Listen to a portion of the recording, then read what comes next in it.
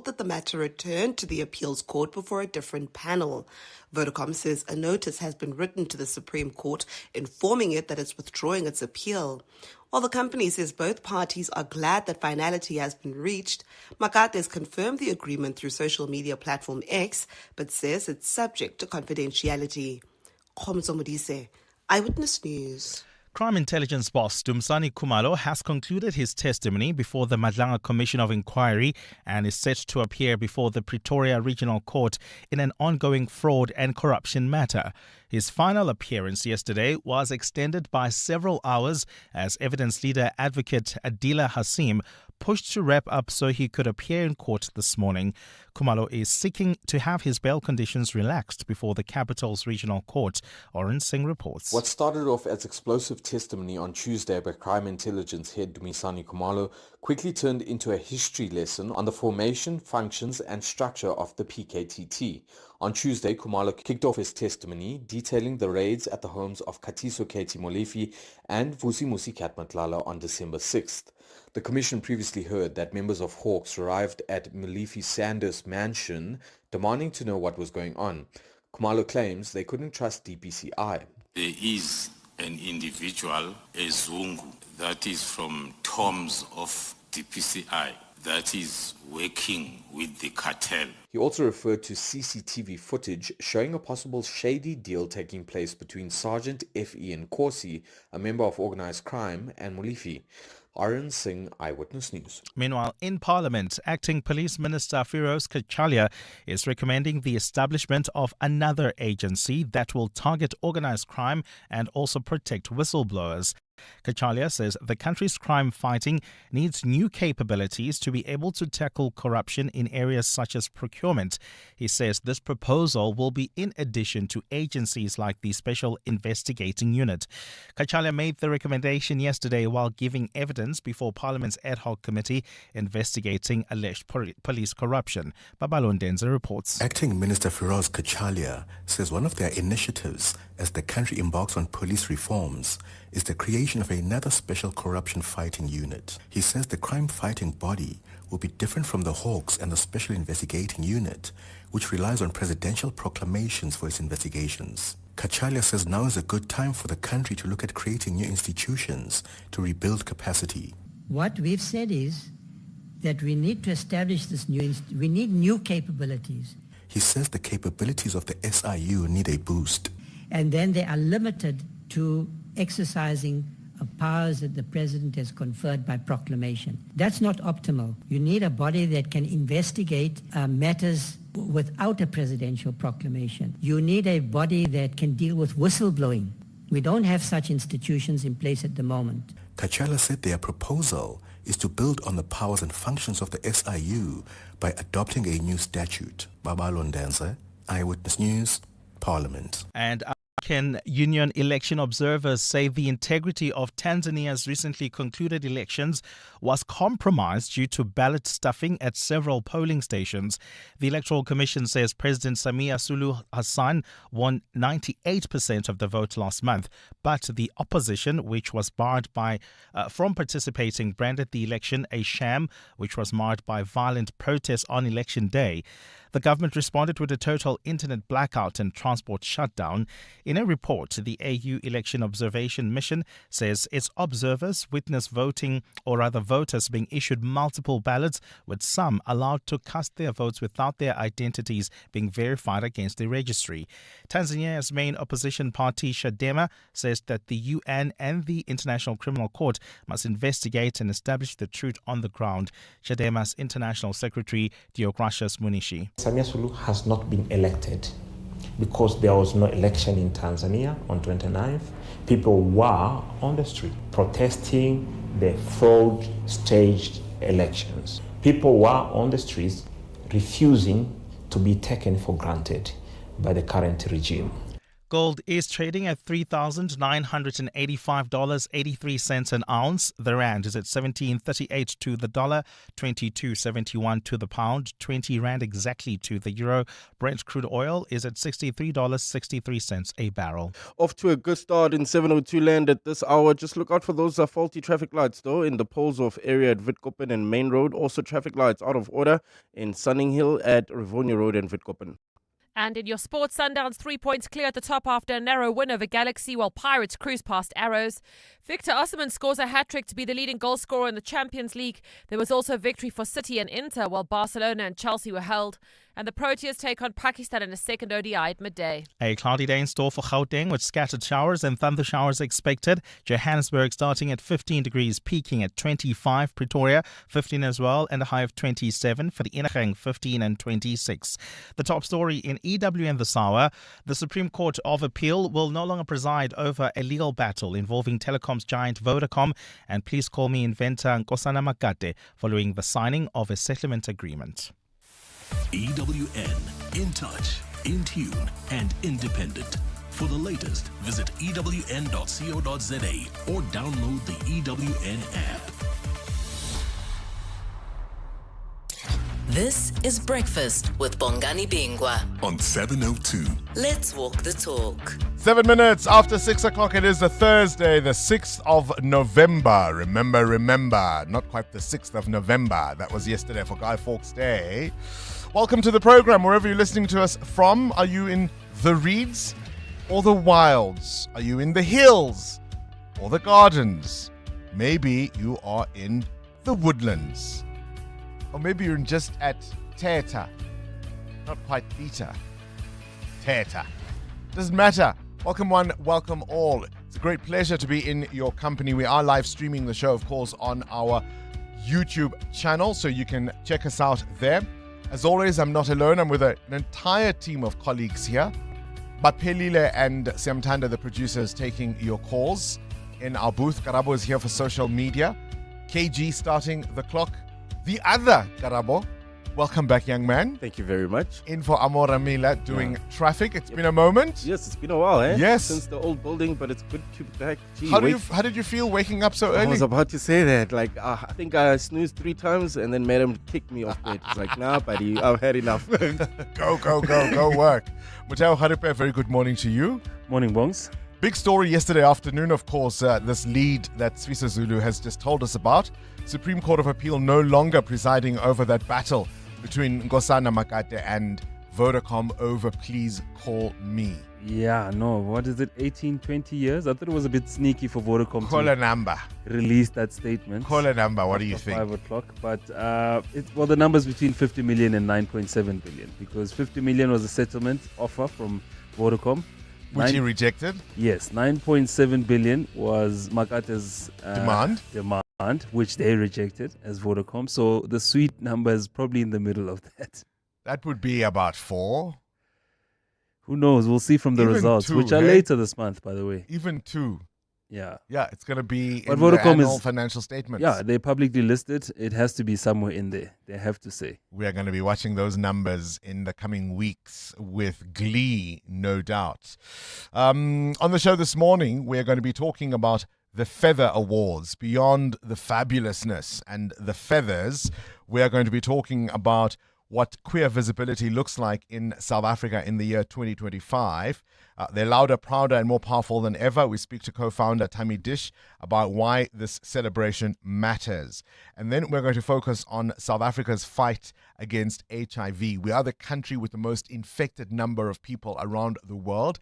8 million South Africans are living with HIV, 1 in 5 adults. And one of the things I'm curious about, and I don't know if this is a good thing or a bad thing or what it actually means, there was a time when HIV was very top of lips in my social circles, in my professional circles. It was something people spoke about. And it feels to me, and this is just one person, sample of one, it feels to me that it's one of those conversations that has just sort of quietly disappeared. The infections continue to be on the rise.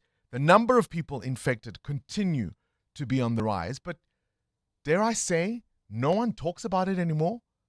And there is this assumption that because we now have things like PrEP, pre-exposure prophylaxis, these pills that you can take so that you don't get it, these pills that you can take post-exposure, again, so that you don't get it. Of course, we know ARVs are a lot more readily available than they used to be, right? Thanks to Jacob Zuma. Actually, we forget that little bit about Jacob Zuma. He was the one. It was his administration when he won from Polokwane, and he then, of course, became president. One of his first priorities was to make ARVs widely available in the way his predecessor had refused. We can't take that away from Msholozi, whether you like him or not. So it's no longer quite the death sentence it used to be. Is that the reason? Is that a good thing? Do you notice in your circles? We used to know people who disintegrated in front of us. We buried people, if you've been old enough, relatives, family members. And people at one point were quite bold to speak about it. It was part of owning the narrative. It was part of owning the fight against this disease. Is it just me, Mateo? Is it something, and there's a generational gap between the two of us? Would that be the reason? Or is it in your circle something people speak openly about? Yeah, I think we speak openly about it because we're the generation of Soul City and all these other programs that were very, very aggressive on TV, scrutinized, condomize, all those things were in front of our TVs. LO, life orientation, became a big thing during my generation. So we openly speak about things like that. Or maybe it's because I know too many 50-year-olds, and the assumption is that we don't get infected quite as readily as perhaps younger people. Or is even that a myth? That's probably a myth, yeah. We'll speak to Nathan Geffen, who is an author, but also the editor of Ground Up, about some horrendous examples of people who claim they're being turned away from clinics, who say discrimination continues to this very day when it comes to the access of treatment for the fight against HIV/AIDS. And then, of course, just before 9 o'clock, we'll speak to Bongani Tembe, one of my favorite humans, the chief executive and artistic director of the Johannesburg Philharmonic Orchestra. This is Breakfast with Bongani Bingwa on 702. Let's walk the talk. 14 minutes after 6 o'clock. Today's shout out is a very simple one. How do you deal with a public dressing down? Somebody confronts you in public. It could be in the workplace. It could be in a social setting. But this person is clearly upset with you or something you have done, and they confront you. Even perhaps you may feel unreasonably so. It may be that you are guilty of the particular offense, but perhaps their reaction doesn't meet what it is that they are reacting to, doesn't warrant their reaction. Do you confront them back right then and there in front of the crowd and audience they clearly need? Do you process it, take it all in, and speak to them on the side later and explain perhaps didn't appreciate the way they approached this or that? Do you sort of sit there steaming in silence, your nostrils flaring, but you don't actually say anything? How do you respond to a public dressing down? Karabo. Gee, I'm usually like the calm person who usually like listens to the person. I hear them out, and then not react at all immediately, and then maybe reflect about it, maybe an hour or a day after. If I know maybe it's a person I know personally, then I can always address him later and say, "What's up? Do you know how you addressed me yesterday felt? What's wrong? Can we deal with it?" Yeah, you want to go have a think about it first. Yes, usually I just rather think about it first. And then if it's a public person, if it's in the public area and it's a stranger, then it's a different kind of scenario. Maybe I'll be like, I'll walk away. I'll walk away because it's not worth it. I don't know you. And you know what? Goodbye. Hopefully I don't see you ever again. All right, Mateo? Do you do what I do? What's that? Give you the death stare? I think that's one thing that works. You don't want to get into altercations. And I find public dressing downs come really, really close to somebody exchanging punches with another. So I think the Can you death. see my gesture? Yeah, the death stare works. Would you continue? No, I wouldn't. If I'm just looking at you like this, not responding? Because why are you Maybe doing coming this? closer to you? It makes you look. Like a psychopath? Yes. Who says I'm not? So you would rather walk away for their own safety, hey? You see, that's the problem I have with it, Bongani, because if I deal with it there, whoever comes and stops that fight, they look at my size and they look at the other person, then I'm at fault. You always lose. So You I'd rather always walk lose. away. All right, how do you deal with a public dressing down? We'll explain why we're asking that question coming up. You're with Bongani Bingwa. 7:02 weekday mornings, 6 to 9 a.m. I think it's 16 days before we host the G20 summit in South Africa. I want you to listen to this ramble by the US President Donald Trump talking about the fact that he is not going to be coming to South Africa. But of particular interest to me was where, in fact, I don't even think he knows very much about South Africa. If you listen to what he was saying, try and make sense of it and really convince me that he was, in fact, even thinking about this land, South Africa. Have a listen to Donald Trump. For generations, Miami has been a haven for those fleeing communist tyranny in South Africa. I mean, if you take a look at what's going on in parts of South Africa, look at South Africa, what's going on. Look at South America, what's going on. You know, I'm not going to, we have a G20 meeting in South Africa. South Africa shouldn't even be in the G's anymore because what's happened there is bad. I'm not going. I told him I'm not going. I'm not going to represent our country there. It shouldn't be there. Does he know where we are? Because what I think he meant, he was probably referencing Cuba. He says for generations, Miami has been a haven for people fleeing communist tyranny in South Africa. And not that I agree necessarily with the US position on Cuba. Yeah. But if you're going to frame it from their perspective, right? Their foreign policy towards Cuba for the last, 60-odd years? Do you really think he meant us? I think he always has South Africa on the tip of his tongue. And then just for any and other issue. We caught strays. It really is the most remarkable thing. Yesterday, of course, in Parliament, the acting police minister, Firoz Kachaliya, was grilled by MPs. One of the questions that was hot on the lips of the members of Parliament was whether he is, in fact, a full minister or even the acting minister. Something there was a bit of a debate about. Listen to this exchange between the MK party MPs, Bonelo Nomvalo and Firoz Kachaliya. So in future, we must refer to you because our member has been saying, when he talks to you, has been saying acting minister. So in future, we must say minister, not acting. We want to get your guidance. You know, I don't mind if you call me by my first name. No, I'm saying in terms of your position. Yeah, exactly. What I'm saying is that whether you call me the minister or the acting minister or by my name or my nickname. No. I don't mind. I'm serious about this, Minister. Yes. I want to get it correctly. So according to your understanding, you are a minister, not the acting minister. My understanding is that I exercise the executive authority provided for in the Constitution fully with respect to this portfolio. And it is neither here for there from me.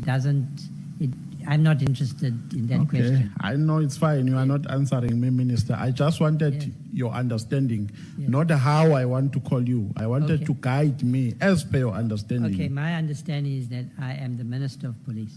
Okay, that's what I wanted. Thank you. Are you acting or are you not? Let's walk the talk. 7:02. Uteo Kharipa, you've got a question of your own? Yeah, I want to know from you this morning, indulge me. What would you be afraid to do blindfolded? Driving. Obvious. Driving. You wouldn't get in the front seat. No. Or even as a passenger, I'd be nervous. Not even if they driving, paid you. I think I'd be afraid as a passenger. No. Akarabo? Obviously driving. Anything that will put my life in danger or anybody else's life in danger. If I was a doctor, I wouldn't try surgery blindfolded. Most definitely not. Jeez. I'm curious about what prompts the question. 7:02. Weather. The CWN weather is brought to you by Samsung Summer Heatwave. Choose your perfect temperature with Samsung air conditioners. Temperatures today in Johannesburg peaking quite a bit warmer than earlier in the week. 25 in Jozi, 27 in Pretoria, 26 in Vereeniging. Cape Town peaks at 28 degrees. Gqeberha in East London, 21. Tis the season we've been waiting for. It's summer and the heat is on. It's time to make memories. The days are longer and the nights are warm. Skies are clear and the vibes are perfect. Make your home the coolest place to be this summer with Samsung air conditioners. Experience ultimate refreshment with your friends and family. Make every day a cooler, smarter summer. Shop at Samsung stores, online, or speak to your authorized installer. EWN Traffic. All right, the CWN traffic is brought to you by Outsurance. SMS out to 45142 now, and you could save on your car insurance. If you don't, ask them for 500 Rand. Karabo? Well, Bongani, it's looking fairly quiet on our roads at this stage. However, we still have those traffic lights not working in the Edenville area, Modderfontein Road and Van Riebeek. In Rand Park Ridge, faulty traffic lights, Bears, Nodia and the N1, as well as in Sharon Lee at Malibonga Drive and Pelez. Also, remember, we have those roadworks still, so you can expect delays as the morning progresses. This is in the Calvin Alex area, N3 in both directions. This is between the Between Change and London Road. Also in the Sunwood Park, Brakpan area, there's those roadworks on the N17 between Rondebold and Carnival City. If you come across any other traffic issues, please WhatsApp us on 072 702 1702. There's more EWN on air, online, and on the EWN app. The Outsurance pointsmen know that every car on the road carries a story. Like the lady on her way to work, listening to a love song on the radio. She's recreating the music video in her mind with herself as the leading lady. The Outsurance pointsmen know it's not just a car in traffic, it's a concert on the move. Every story is different and every story matters. That's why the Outsurance pointsmen have been doing what they do since 2005 in proud partnership with 702. Outsurance is a licensed insurer and FSP. I'm Samela Kilboy, an actress and mom to 3 lovely kids. I worry about how sugar can make them sick. Drinking sugary drinks could lead to diabetes, heart disease, and obesity as they get older. Diabetes is one of the top causes of death in South Africa. I'm joining the fight to demand government puts our health ahead of greedy industry profits. Government must act now. Protect public health. Increase the health tax on sugary drinks, tobacco, and alcohol. Sign the petition on heala.org. That's HEALA.org. Day 20, awaiting proof of payment. Day 30, still waiting. Day 40, funds finally cleared.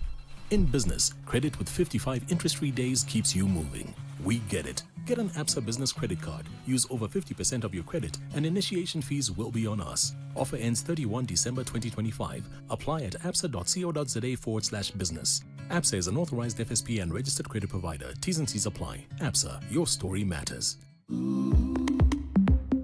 James, congrats on the babies. Yeah, thanks. It's a wild ride.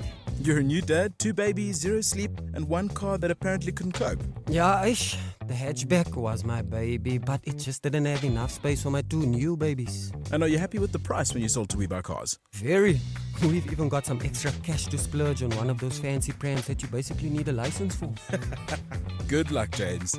We Buy Cars. Geared for family, geared for you. For the first time, the G20 is being hosted on African soil. Tune in tomorrow between 6 and 9 for the G20 Correspondence Desk on 702. It's brought to you by RMB and FNB, proud sponsors of this year's G20 Summit. FNB and RMB are divisions of First Rand Bank Limited, an authorized financial services and credit provider. Start your day with Bongani Bingwa on 702. Let's walk the talk. 25 after 6, things you need to know at this hour. So we have this little gizmo, we call it. We play these swishes just so that you understand the different thoughts. You know what I heard yesterday, KG? Somebody says it sounds like I'm taking a deep breath with each swoosh. Do you like our swishes, or should we come up with more swishes? Victory at last. After an exhausting near 20-year legal showdown, telecom giant Vodacom and the Please Call Me inventor Nkosana Makate finally reached a settlement, bringing one of South Africa's longest-running corporate battles to a dramatic close.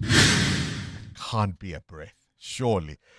Now, chaos erupted at a Miss Universe pre-pageant event in Thailand when an explosive confrontation broke out between Miss Universe Thailand director and Miss Mexico. In a shocking scene captured on live stream, this director, Nawat Itzagagrisil, and Miss Mexico, Fatima Bosch, exchanged words when essentially Nawat publicly berated Bosch in front of dozens of other contestants. And eventually there was a walkout, with Miss Mexico, of course, standing up for herself. I'll play you some of that audio coming up a little later, but that's why we ask you the question, how do you handle a public dressing down?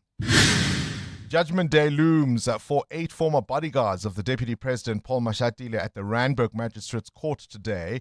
A long-awaited ruling on whether their assault charges will be dropped. They were part of the SAPS VIP Presidential Protection Unit, and they made headlines last year when a video of them surfaced showing a brutal assault on the side of a busy highway. More drama in the MKP. Former President Jacob Zuma's Mkhonto weSizwe party has suspended its deputy president and parliamentary leader, Dr. John Hlophe, with immediate effect. This, of course, as Zuma has just returned from Burkina Faso. Meanwhile, in another surprise move, Chief Whip Colleen Makubele has been replaced with the weekend special, Des Van Rooyen. On this day in 1982, the iconic duet, Up Where We Belong, by Joe Cocker and Jennifer Warnes, soared to number 1 on the Billboard charts.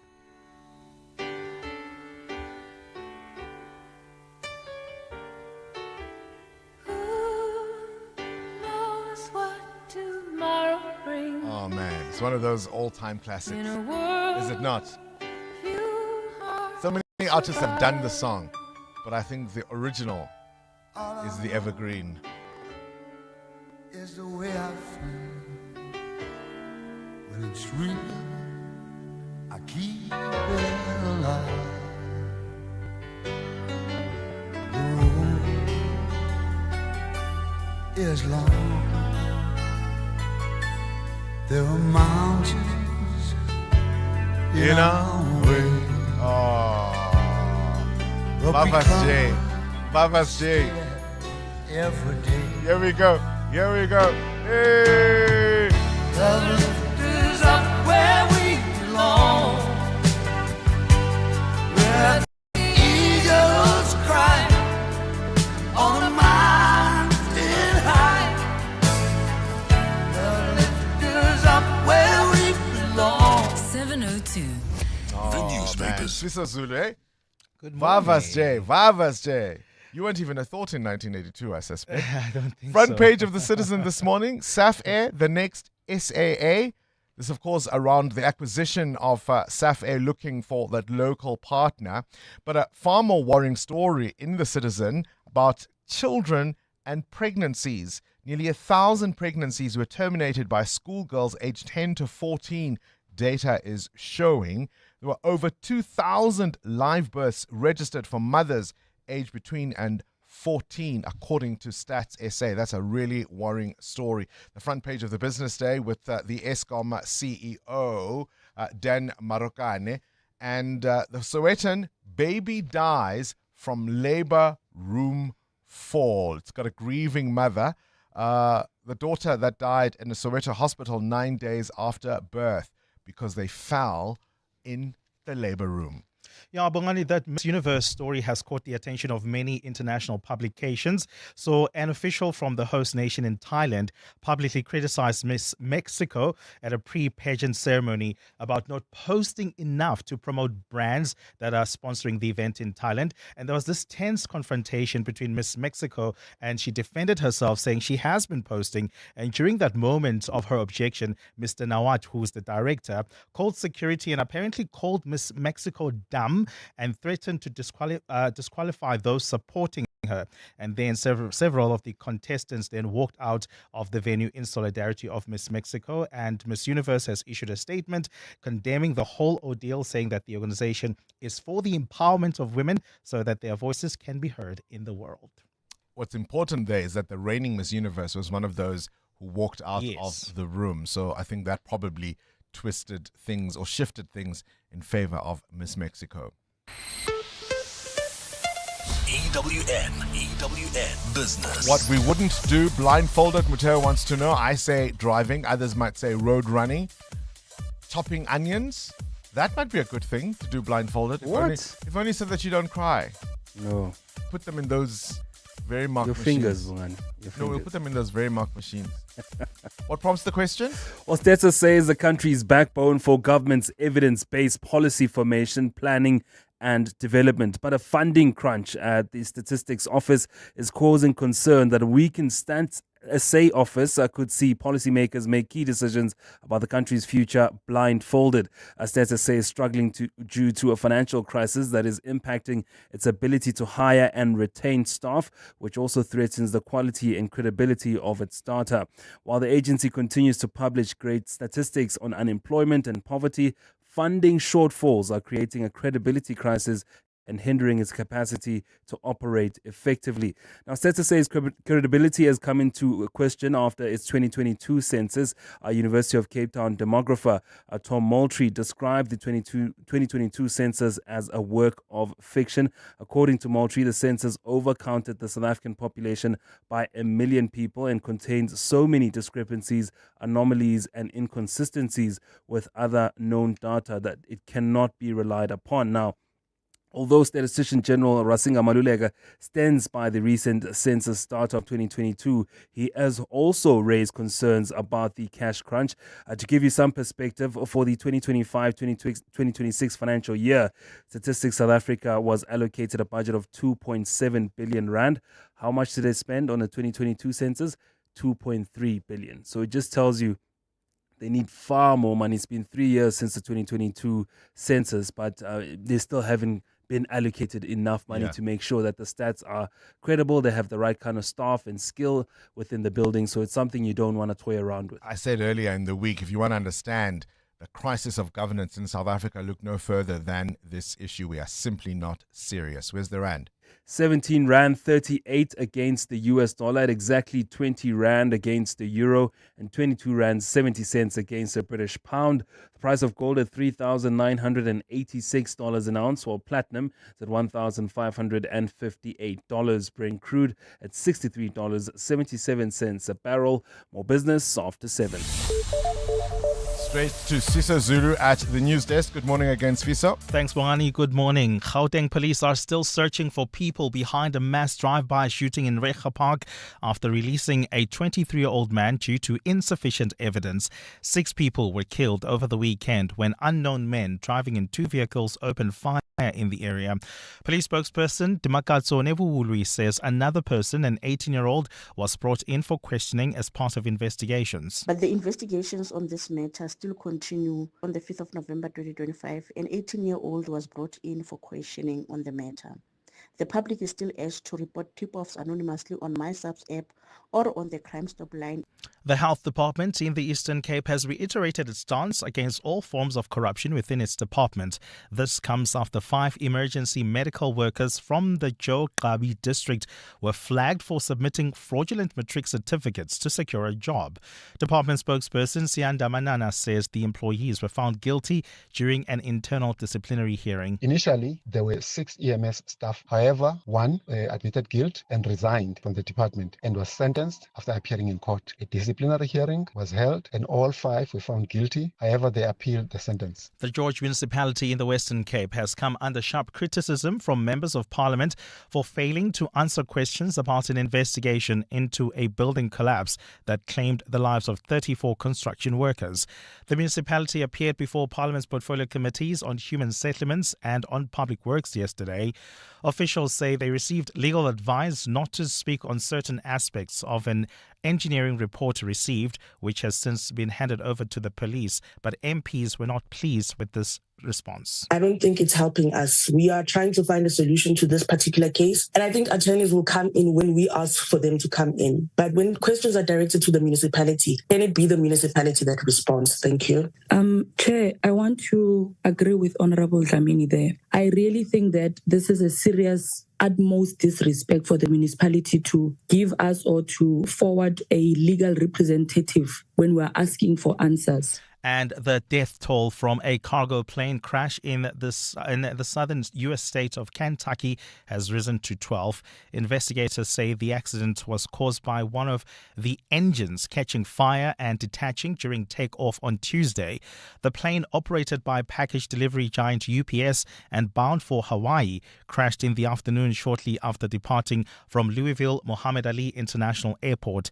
It exploded into flames and crashed into business buildings adjacent to the airport, killing multiple people on the ground. 3 crew members were on board the plane. A cloudy day in store for Gauteng with showers expected. The temperatures are at lows of 15 degrees, peaking at highs between 25 and 27.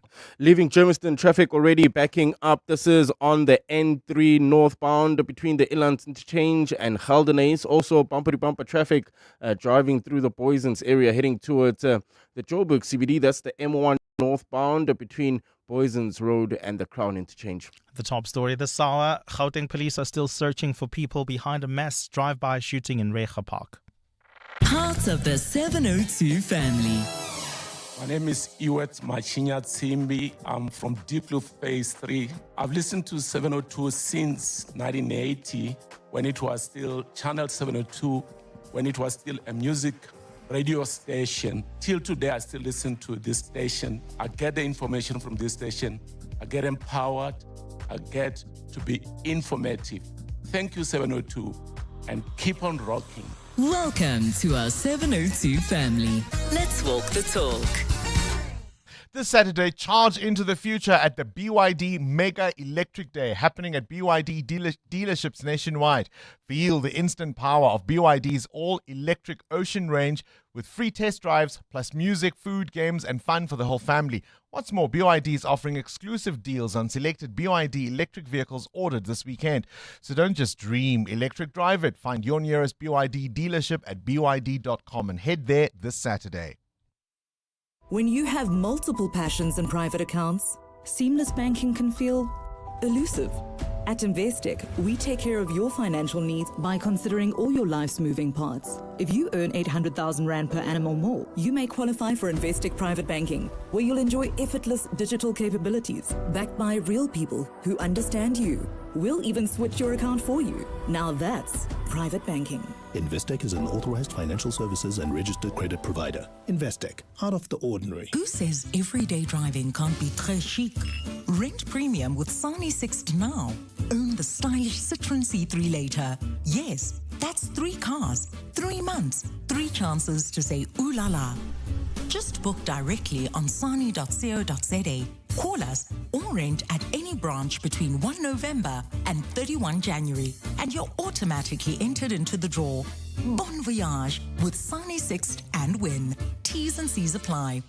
From waste to worth, small beginnings for a decade of impact. The Gauteng Industrial Symbiosis Program celebrates 10 years of unlocking growth for SMMEs through industrial symbiosis. Catch the Clement Manatella show live from the Holiday Inn at Sunny Park Hotel with the Gauteng Department of Environment tomorrow, as the program marks this incredible milestone. That's the Clement Manatella show live from the 10-year celebration of the Gauteng Industrial Symbiosis Program tomorrow. 702. WhatsApp Bongani on 072 702 1702. Morning, Bongani. Thank you for an awesome show as usual. This is Sandy speaking. You know, when Donald Trump has verbal diarrhea, I sometimes wonder whether he's actually got an education. I think my 6-year-old granddaughter can deliver a better speech than this guy. I'm sure he doesn't have a proper education. Have an awesome day. Bye. EWN Sport. Cindy Paluta is here. Cindy, we're talking about this viral video, and you don't know if you know the details of it, of Miss Universe, Miss Thailand, or in Thailand rather, and the dressing down by one of the directors of Miss Mexico. How do you deal with a public confrontation? Somebody trying to dress you down like that. Do you go and have a think? Do you pull them aside later and say, excuse me? Do you confront them right there and there in front of everyone? How do you deal with it? So I'm not We've established this before. I'm not a confrontational person at all. A public dressing down, it would have to depend on the scenario, where I am. It really is a situational thing.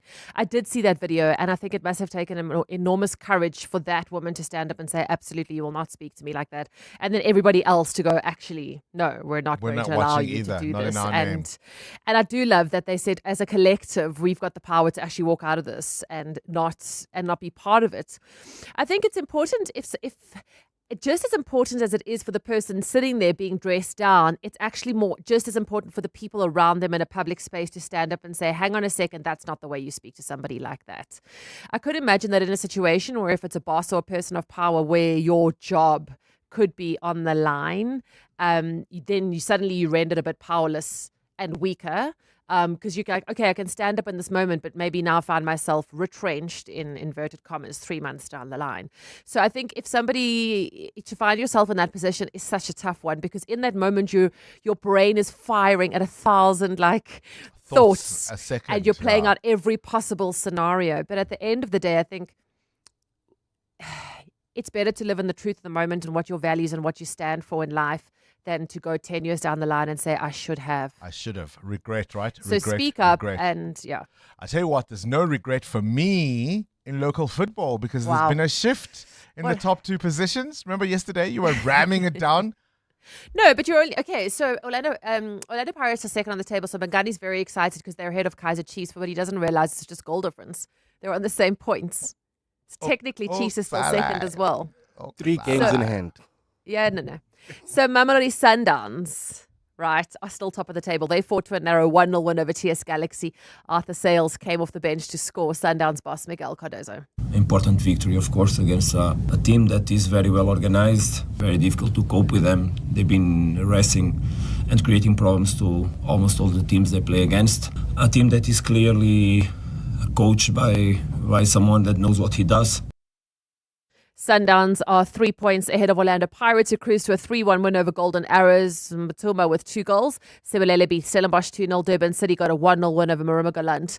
In the Champions League, Victor Osimhen scored a hat-trick in Galatasaray's 3-0 win over Ajax. Barcelona fought to a 3-0 draw with Club Brugge.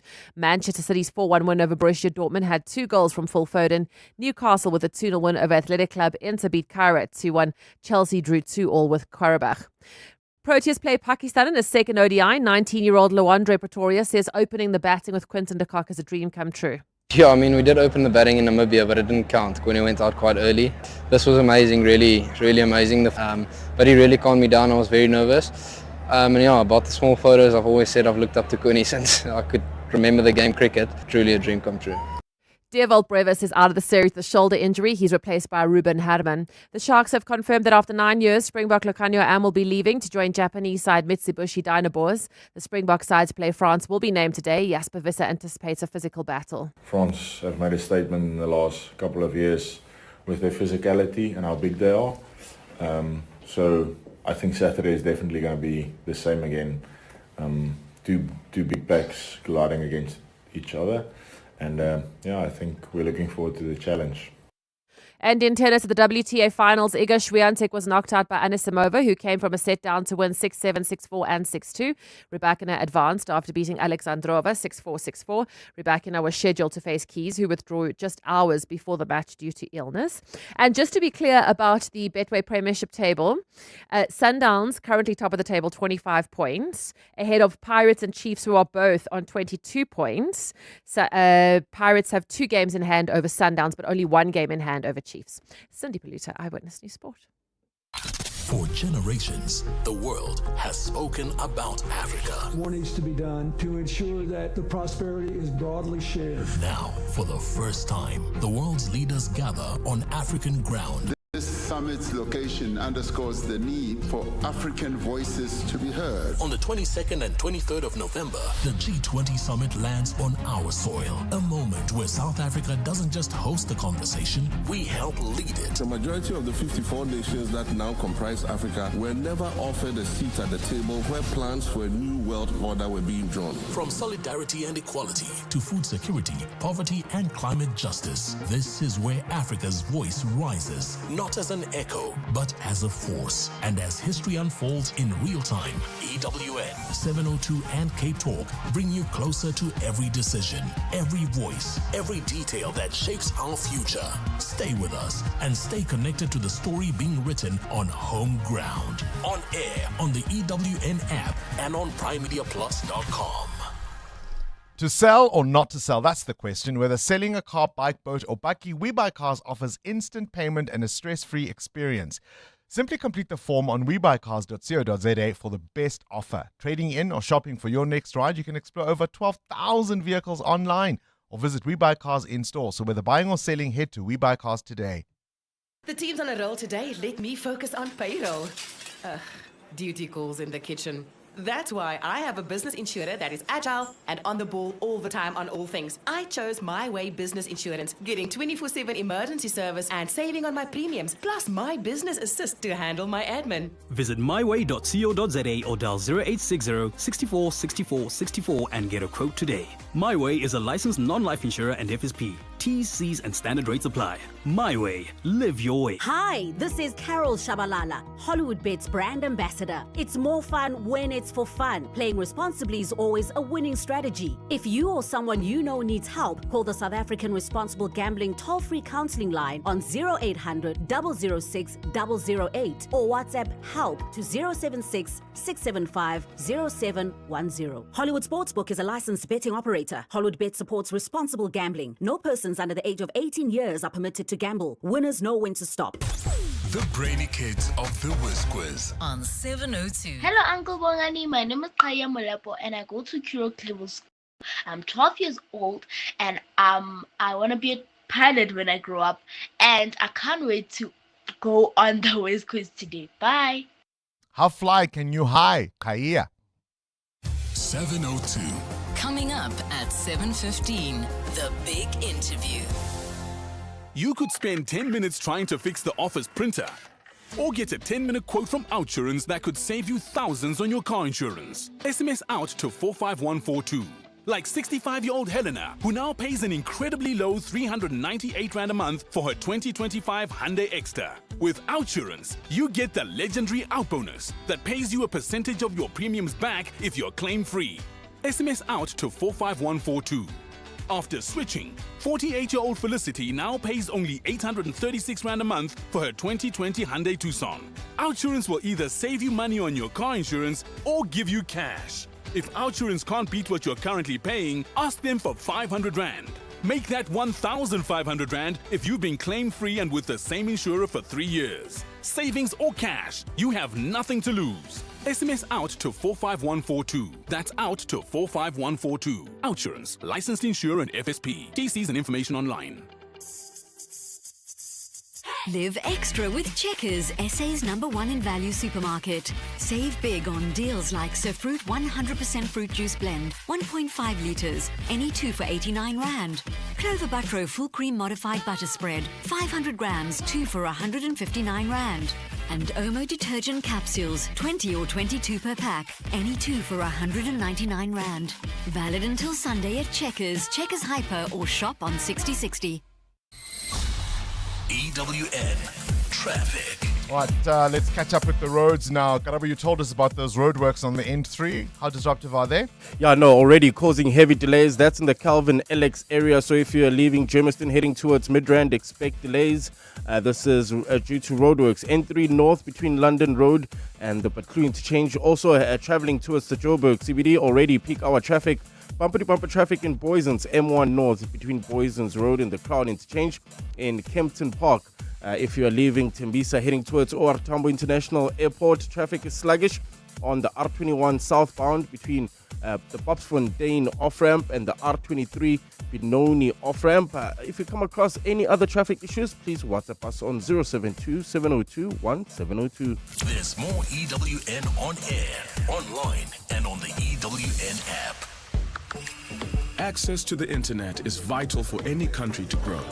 That's why the recent 6.75 billion rand digital infrastructure structured deal that Standard Bank Corporate and Investment Banking facilitated between Telkom and an Actis-led consortium is so transformational for South Africa.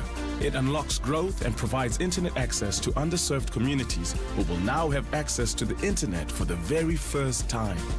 Search CIB Stories of Impact to watch the full story. Standard Bank is an authorized FSP and registered credit provider. T's and C's apply. LLB graduates can fast-track their legal career with the Law Society of South Africa's PVT School for Legal Practice. LPC accredited, this 4-month practice-ready course, which is taught by practicing lawyers, can reduce your PVT contract by 12 months for admission. Study by day, after hours, or via distance at campuses nationwide. The first 2026 intake runs from January to April. Applications close 31 October 2025. Apply now at lssalead.org.za. That's lssalead.org.za. Coming up in the next hour, what's the question? Brought to you by Outsurance. 3,000 Rand is up for grabs. Send us an answer. WhatsApp us to 072 702 1702 based on anything that piqued your interest during the show for 1,000 Rand. Then later, someone else will ask a question to win 2,000 Rand. SMS out to 45142 now, and you could save on your car insurance. Who is the whizziest of them all? It's the Whiz Quiz on 702. Coming up, a conversation about feathers, flair, and fabulousness. But just before we do that, let's give away some money, shall we? Khaya is 12 years old and wants to be a pilot later on in life. Khaya, how high can you fly? Let's play the Whiz Quiz. KG, start the clock. How many players does a hockey team have on the field? 10. 11. How many sides does a cube have? 6. Correct. Teen is a shortened form of which word? Pardon? Teen is a shortened form of which word? Pass, I can't hear you, sorry. Teen is a shortened form of which word? Teenager. Teenager. On which ocean is the Namib Desert?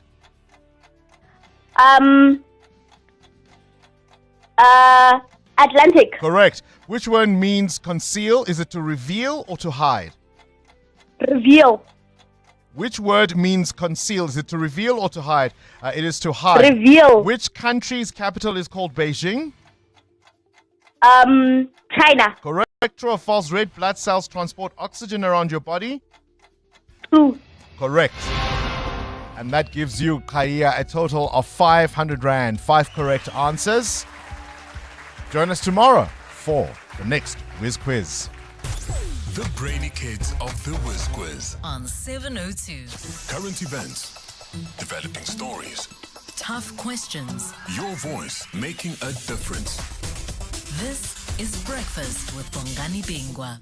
Told you a moment ago about feathers, flair, and fabulousness, but beyond perhaps the sparkle of the Feather Awards, we've invited the co-founder Tammy Dish to join us in the studio to talk about queer visibility and rights in South Africa. Are we doing enough, and how far have we come? Tammy, always a pleasure to have you. The Feather Awards are this evening. Yeah. For anybody who doesn't know, just explain the concept once more. You're 17 years later.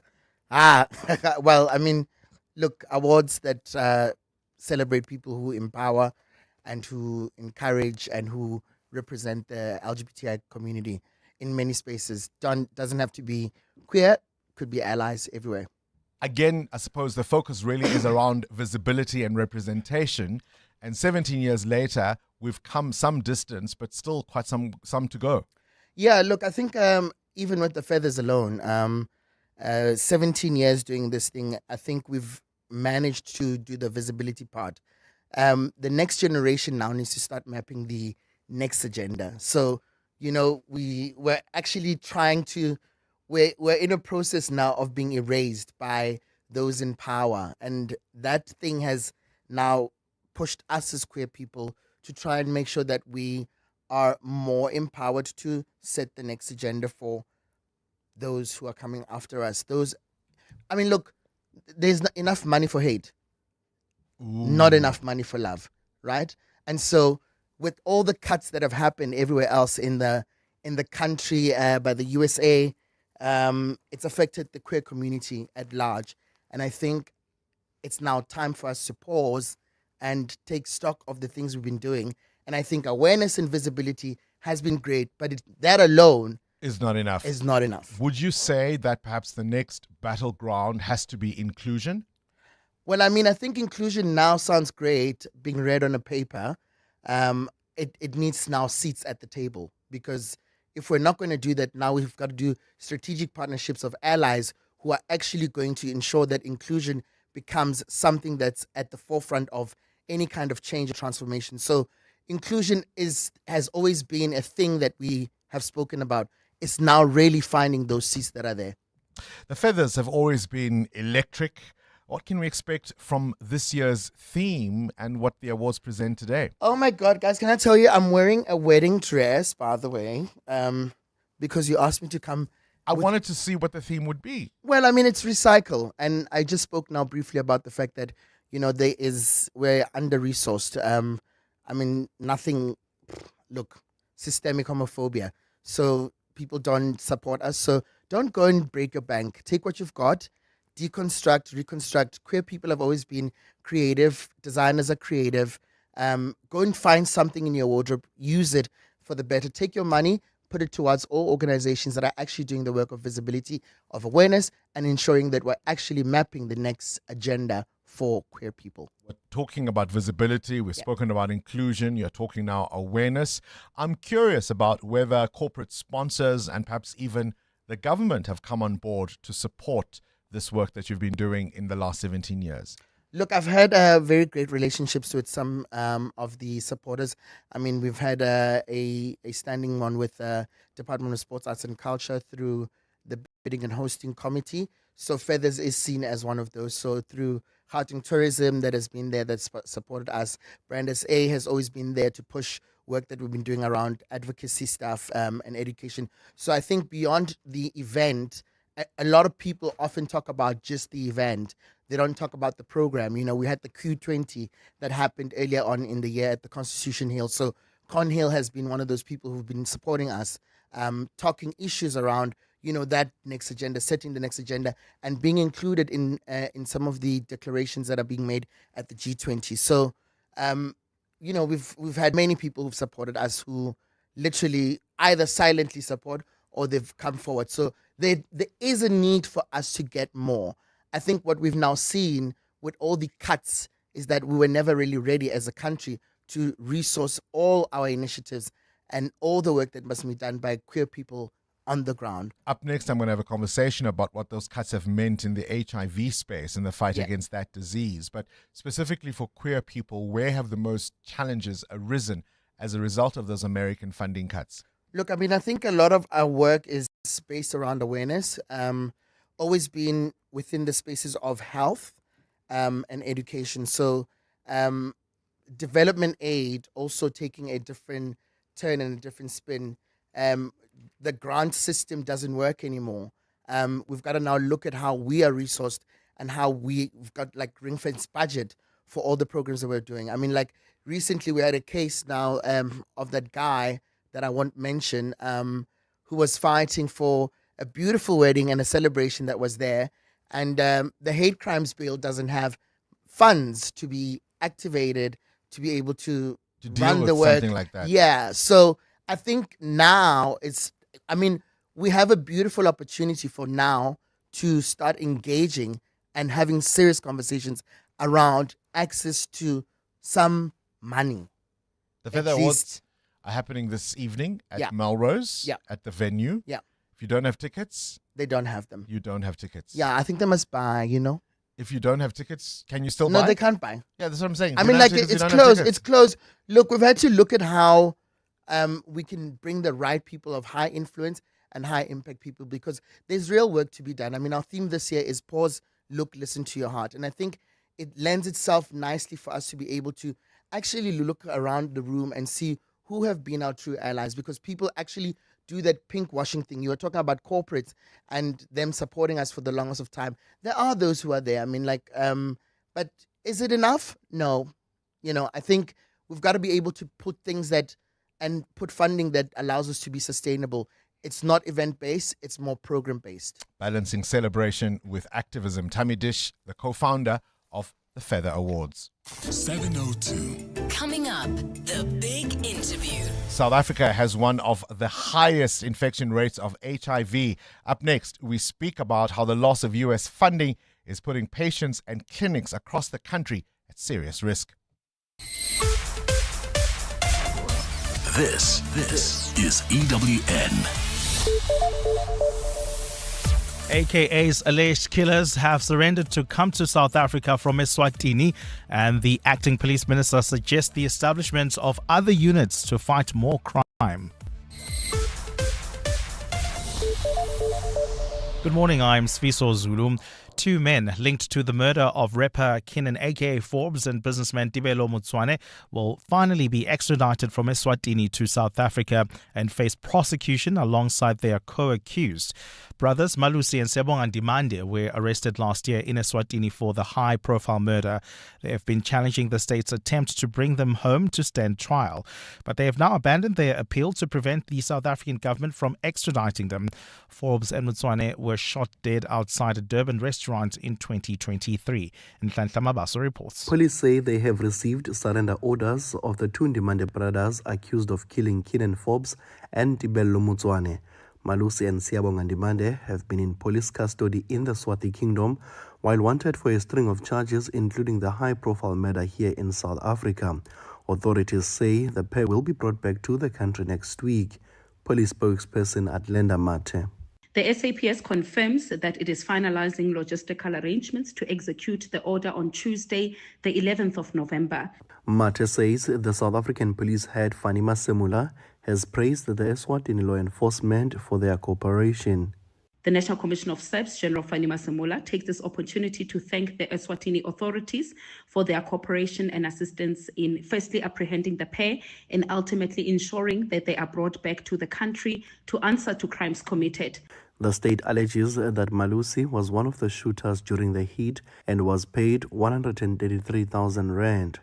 Nhlamabaso, Eyewitness News, Durban. The Supreme Court of Appeal will no longer preside over a legal battle involving telecoms giant Vodacom and Please Call Me inventor Nkosana Makate following the signing of a settlement agreement.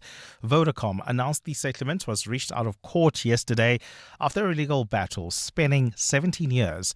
The company has agreed to pay Makate an undisclosed amount for his invention of the Please Call Me product. Khomozo Modise reports. In an online notice, Vodacom has informed its shareholders that the board approved a settlement agreement with Nkosana Makate and the matter has been settled out of court. The telecoms giant does not reveal the amount that was agreed upon, but has informed shareholders that it's accounted for within the interim results. Makate and Vodacom were set to square off once more in the Supreme Court after the Constitutional Court ruled that the matter returned to the Appeals Court before a different panel. Vodacom says a notice has been written to the Supreme Court informing it that it's withdrawing its appeal. While the company says both parties are glad that finality has been reached, Makate has confirmed the agreement through social media platform X, but says it's subject to confidentiality. Khomozo Modise, Eyewitness News. Acting Police Minister Firoz Kachalia is recommending the establishment of another agency that will target organised crime and also protect whistleblowers.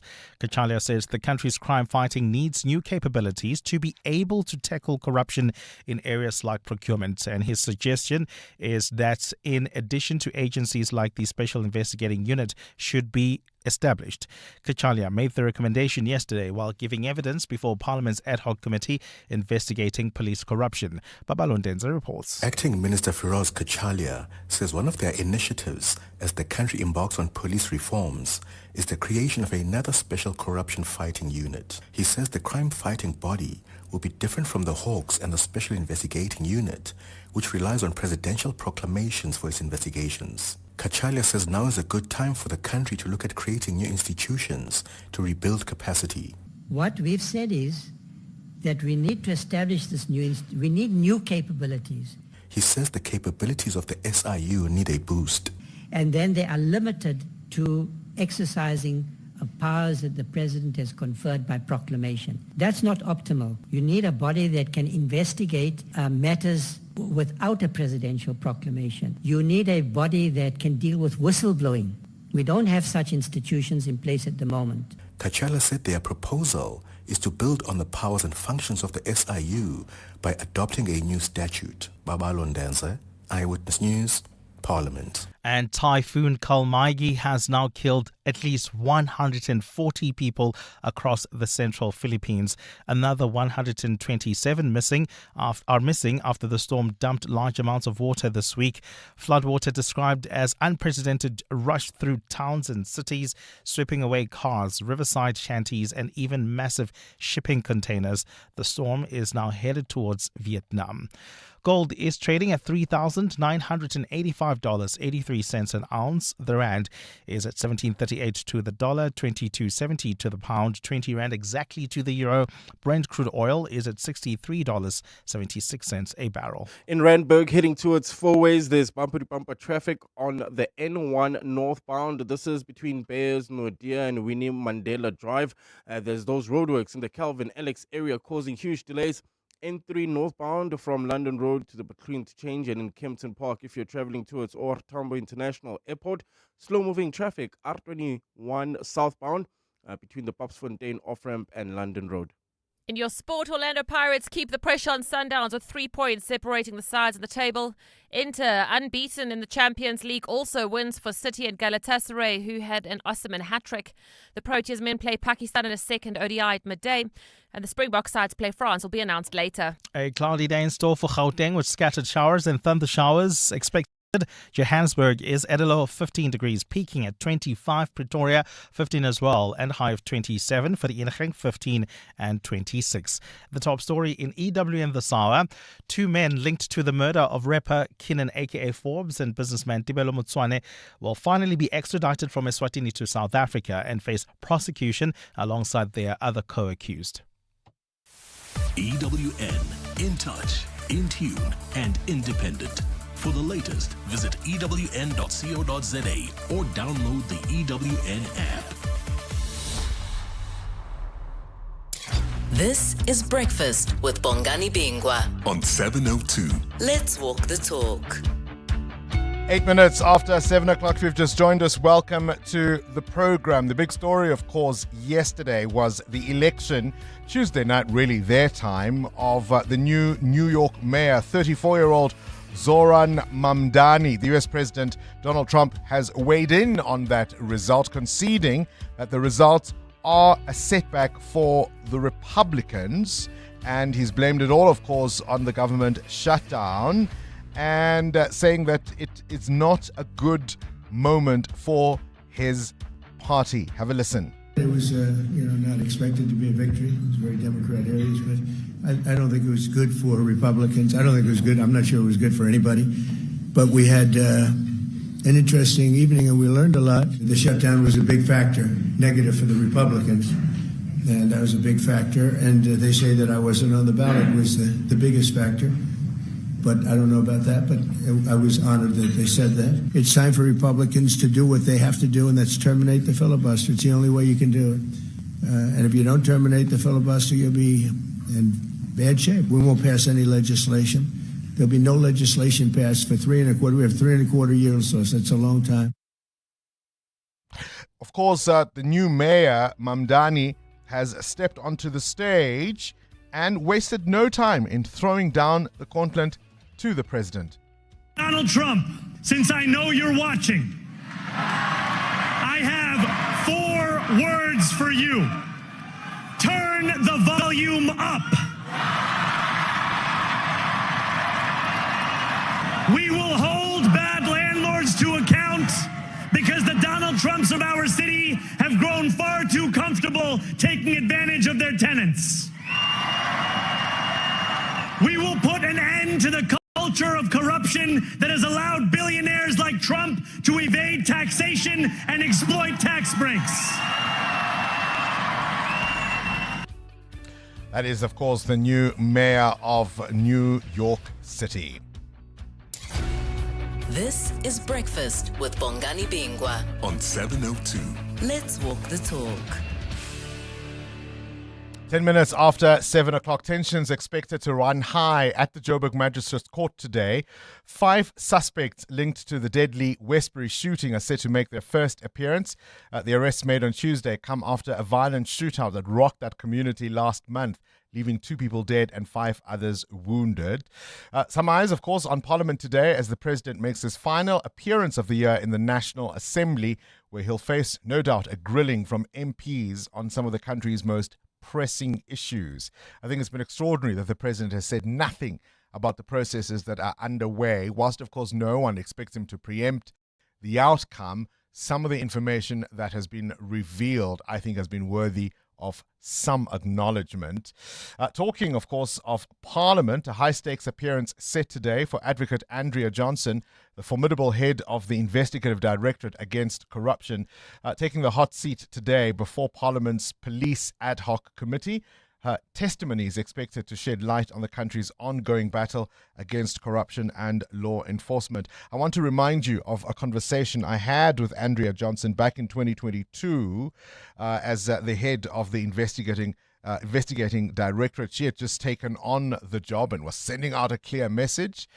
By the way, since 2022, we have consistently requested for interviews to come back, and we have yet to be granted an audience. Hope springs eternal. Hey, KG? I think the message has to be clear, but not just to them, but to all of those that were implicated and might be implicated in corruption, not just through the state capture, is that it is very important for you to know that what you've done in the dark is going to come out in the light. Advocate Johnson cannot afford to back down. That's not what I'm made of. That's not what the people of the country expect of the new investigating director. So yes, if the evidence leads us to you, whoever you may be, I don't know if we're going to knock on the door, but we will be at your door.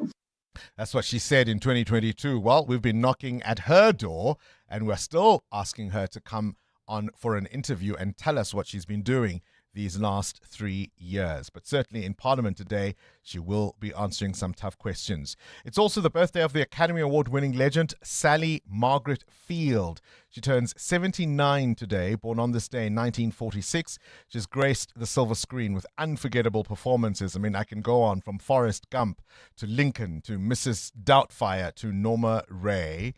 And on this day in 1993, rock history hit a high note. Meatloaf's epic power ballad, I'd Do Anything for Love, but I Won't Do That, soared to the top of the US Billboard Hot 100. I would do anything for love. I'll never lie to you, and that's a fact. But I'll never forget the way you feel right now. Oh no, no way. And I would do anything for love, but I won't do that.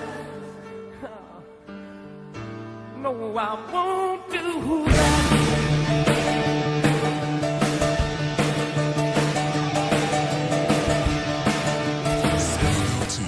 Up next, The Big Interview. EWN. 14 after 7, this EWN Traffic is brought to you by Outsurance. SMS out to 45142 now. You could save on your car insurance. If you don't, ask them for 500 Rand. Karabo, there are some delays on the N1. Yeah, Bonks, that's if you are heading towards Four Ways, leaving Randburg at this hour. Bumper-to-bumper traffic, N1 northbound between the Bayers Nordia off-ramp and Winnie Mandela Drive. Calvin, Alex, Roadworks also causing delays heading towards Midrand. That's on the N3 northbound. Between London Road and the Between Interchange in Boysens, travelling towards the Joburg CBD standard peak hour traffic, M1 northbound between Boysens Road and the Crown Interchange. However, in Kempton Park, if you're hoping to catch a flight at OR Tambo International Airport, allow for extra travelling time. Traffic is a bit sluggish on the R21 southbound between the Popsfontein off-ramp and the R23 Benoni off-ramp. And in Centurion, traffic pressure traveling towards Joburg. That's the N14, N1 south between the N14 Platfontein interchange and Olifantsfontein Road. If you come across any other traffic issues, please WhatsApp us on 072 702 1702. There's more EWN on air, online, and on the EWN app. The OUTsurance Pointsman can't help your child's team win the game, but they can ease traffic congestion so you can get to the match before kickoff and cheer them on. With the OUTsurance Pointsman on the roads for the past 20 years, we can all get to where we need to quickly and safely. OUTsurance really means it when they say you always get something out. In proud partnership with 702, OUTsurance is a licensed insurer and FSP. Clement Manatella. Weekday mornings, 9 to 12. 9 to 12. It's a special broadcast of the Clement Manatella show live from Westbury. If you just go back to that protest and people was fighting for a basic human right where SAPS came in and treated us like dogs. SAPS was here all over the place, every day in our community. Why can that not happen when our children's lives are being lost here on the streets of Westbury? Yeah, Councillor Marilyn Smoos, Westbury Ward 82 Councillor. Clement Manatella. 9 to 12 on 702.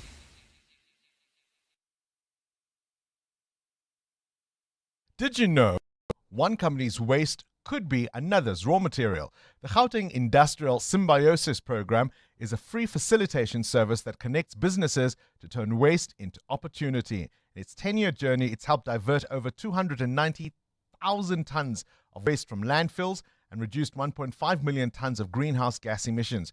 Join the movement, save costs, energy, and grow a greener economy. Visit industrialefficiency.co.za to learn more. The Gauteng Industrial Symbiosis Program, a decade of industrial sustainability, unlocking growth opportunities for SMMEs through industrial symbiosis. There's a song that goes, "Money can't buy me love." And that's true. But then they told us all you need is love, which anybody with a mortgage will tell you most certainly is not true. Love won't pay your parking tickets or your student loan. It's also needy. It requires effort, availability, constant care. But more importantly, love requires time. And while money can't buy you love, it can certainly free up some of your time. Time to spend on the things you love, with the people you love. And if you're looking, maybe even time to find the one you love. That's why, after 50 years of investing, we've learned that time is the greatest gift of all. And the good news is, if you invest early, time gives you money. And then money gives you more time to do the things you love. And don't you love that about investing? Ellen Gray, long-term investing. Ellen Gray is an authorized FSP. When it comes to protecting your workforce, trust the workwear brand that has been protecting workers for over 150 years, Sweetall. Sweetall has overalls and uniform solutions for every industry, so your team is safe, comfortable, and ready to tackle any challenge. Visit our new Boksburg showroom, shop A1 Atlas Road, Westwood, Boksburg, or go to sweetall.com today. Sweetall, we never let you down. Superior protective workwear since 1871. Standard Bank and 702 have joined forces to bring you China Unlocked. So Africa-China Trade Solutions composes of both helping our clients with importing from China, but also with exporting to China. And that's what really encompasses our X solution. And how we help our clients access the Chinese market is by doing it through a number of ways. One of those is digitally connecting them to better Chinese buyers. We also organize B2B matchmaking sessions, virtual, summer hybrid, and when we attend some of the flagship shows such as CIE, we also organize these physical, in-person B2B matchmaking with these Chinese buyers. Don't miss China Unlocked on 702 Drive with John Perlman. Tuesdays on 702. Brought to you by Standard Bank Business and Commercial, an authorized FSP and registered credit provider. 702. The Big Interview with Bongani Bingwa. 19 after 7, on to this now. The 20th of January 2025 was just another day for people living with HIV in South Africa and around the world. And yet it would prove to be a seminal moment because not a month later, the US government under the president of Donald Trump announced it would be withdrawing millions and millions of dollars in funding around the world for the fight against HIV/AIDS. So here we are, some 6-7 months later. What has the impact of all of that been for South Africa? We're joined now by Nathan Geffen, who is the editor of Ground Up, to tell us about the work they've been doing to look into this. Nathan, a pleasure to have you on the show. Thank you for your time. Morning, Bongani. Thank you so much. We're picking up... Yeah? Yeah. No, well, South Africa, as you're probably aware, has the biggest antiretroviral treatment program in the world. There's something like 5 to 6 million people on treatment in the public health system, which is quite incredible. It's a real achievement. But we've looked at data from the last from February through to September 2025. And what we found is that the number of HIV viral load tests that have been conducted has gone down. Now, HIV viral load tests are something that every person with HIV, in theory, is supposed to have at least one of these a year. And we got a statistician to analyze the data, and what she found was that there should have been about 5.2 million tests conducted over that period, but instead there were about 4.5 million. So that's very troubling. And the question is, what is well, we're pretty convinced that that's a result of the cut in U.S. funding. Now, I don't want to give the impression that the program has collapsed. It most certainly hasn't. There's still 5 to 6 million people on treatment, but there are clearly problems as a result of the U.S. withdrawal of funding. Yes, I was going to say, as we started this conversation, obviously, we're picking up from what you have reported, but also others in terms of the impact. Now, South Africa, in a sense, is luckier than many African countries where the funding for the fight against HIV is dependent entirely on foreign donors. In fact, as you point out, the Health Minister, Dr. Aaron Motsoaledi, was somewhat defiant when this funding was withdrawn, but it has had a real impact, particularly on people who relied on services that were in part or in full sponsored by the funding. Yeah, so I want to give two examples of such funding that has been withdrawn. So I'm quite closely affiliated with an organization that had counselors across the country that would help people with HIV access treatment, stay on treatment, etc. Several hundred of those counselors had to be retrenched as a result of the cut in US aid. And that can only have a negative effect on people accessing their treatment. Then there was the Ivan Toms Health Center in Cape Town, which was aimed at particularly vulnerable men in Cape Town. And that pretty much shut overnight. And we don't know what's happened to all the men who were being treated at that clinic. But certainly we can assume that some of them are no longer in care. So, there are finally steps being taken to try and address the shortfall. For instance, there's money coming from the lottery towards HIV. But the initial defensiveness of the Minister of Health was misplaced, I would say. The other thing is, you make a very good point, and that is that countries like Mozambique are entirely dependent on foreign aid for their treatment program. And we sent a journalist to Mozambique who reported back on how the program has pretty much collapsed as a result of the cut in aid. One of the things that has emerged, Nathan, is the difficulty for some sectors of our population in terms of accessing treatment.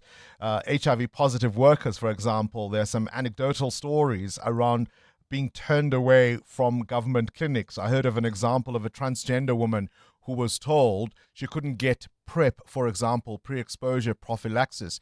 She says it's because she was told at a public clinic that that's only for people in partnerships with somebody who has HIV trying to have babies. There are many other examples anecdotally where these issues have become a challenge and people are now accessing treatment from the black market.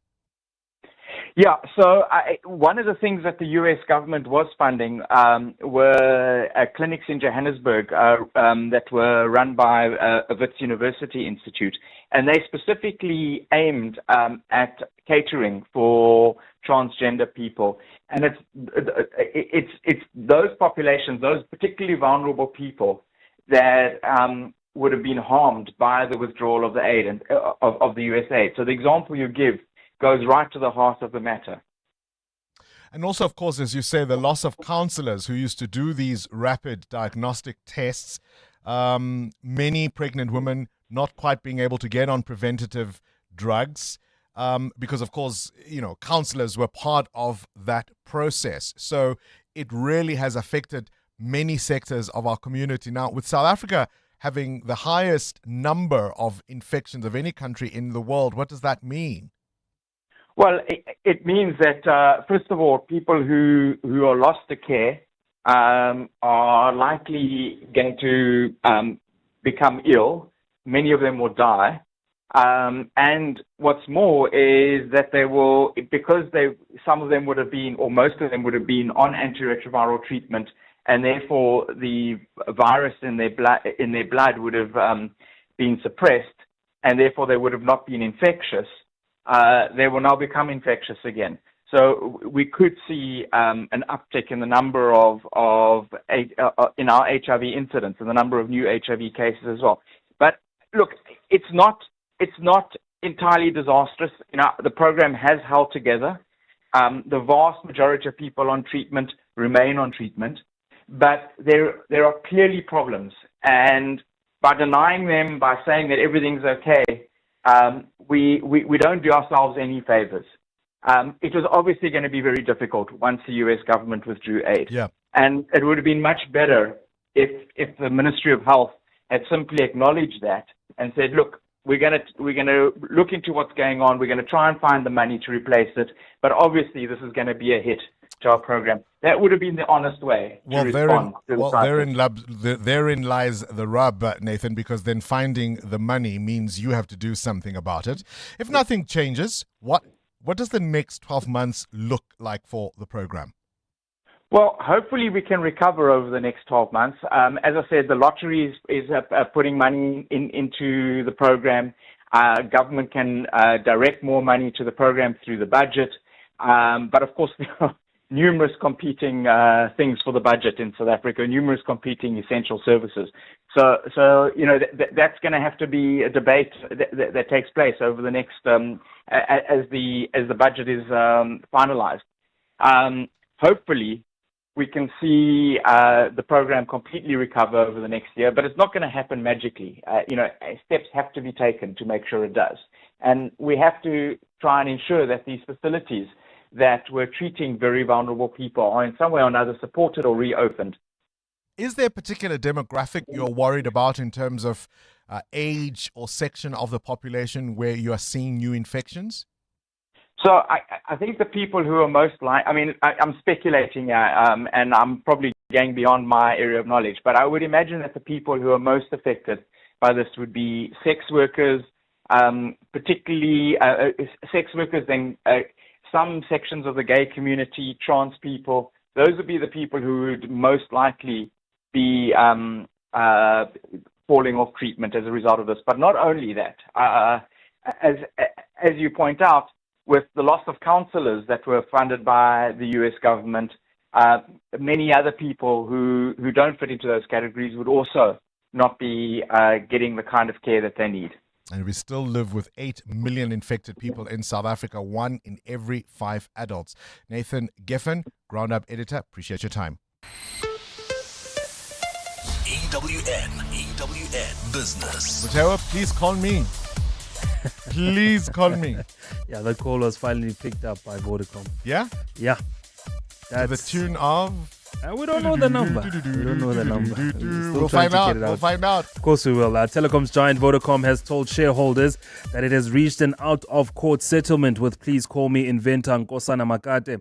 The company says the board approved a settlement agreement and that it has been accounted for in the group's upcoming interim results for the 6 months to end September. Vodacom says as part of the settlement process, a notice was sent to the Supreme Court of Appeal withdrawing Vodacom's appeal case, which would have set this month. The settlement puts to bed the almost 2 decades of conflict between Vodacom and Nkosana Makate. The sweet number is expected to be between 50 million rand and 9 billion rand. 50 million being the offer that Vodacom had previously made to Makate, while 9 billion is, of course, what Makate expected from the entire process.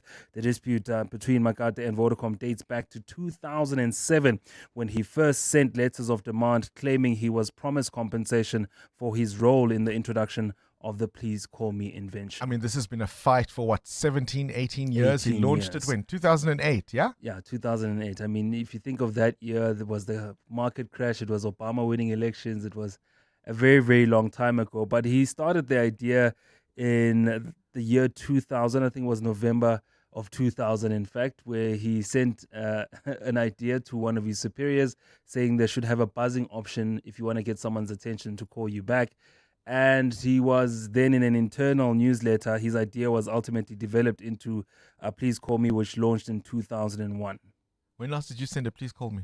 Oh, it's been years. It's been years. Where's the rand? Is it calling or It's sending calling. a Please Call Me? It's calling. It's 17 Rand 39 cents now, in fact, against the US dollar, in a good position at 20 Rand 1 cent against the euro and at 22 Rand 71 cents against the British pound. The price of gold at $3,987 an ounce, while platinum is at $1,558. Brent crude at $63.67 a barrel. More business after 8.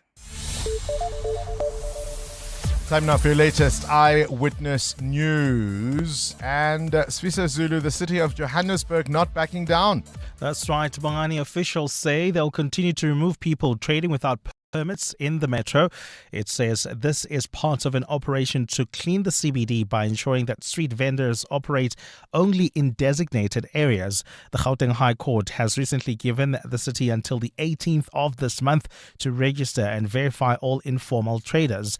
Acting Mayor Eunice Mgcina says the metro will not back down from plans to ensure vendors have trading permits. We're doing this for them and we want to assure our residents that this is done on their behalf. We intend to do good things for them and nothing else. And we want them to work with us as a city so that we can achieve what we want to achieve, which eventually will be a benefit to us as the city, but also to them as people who are doing business in our city.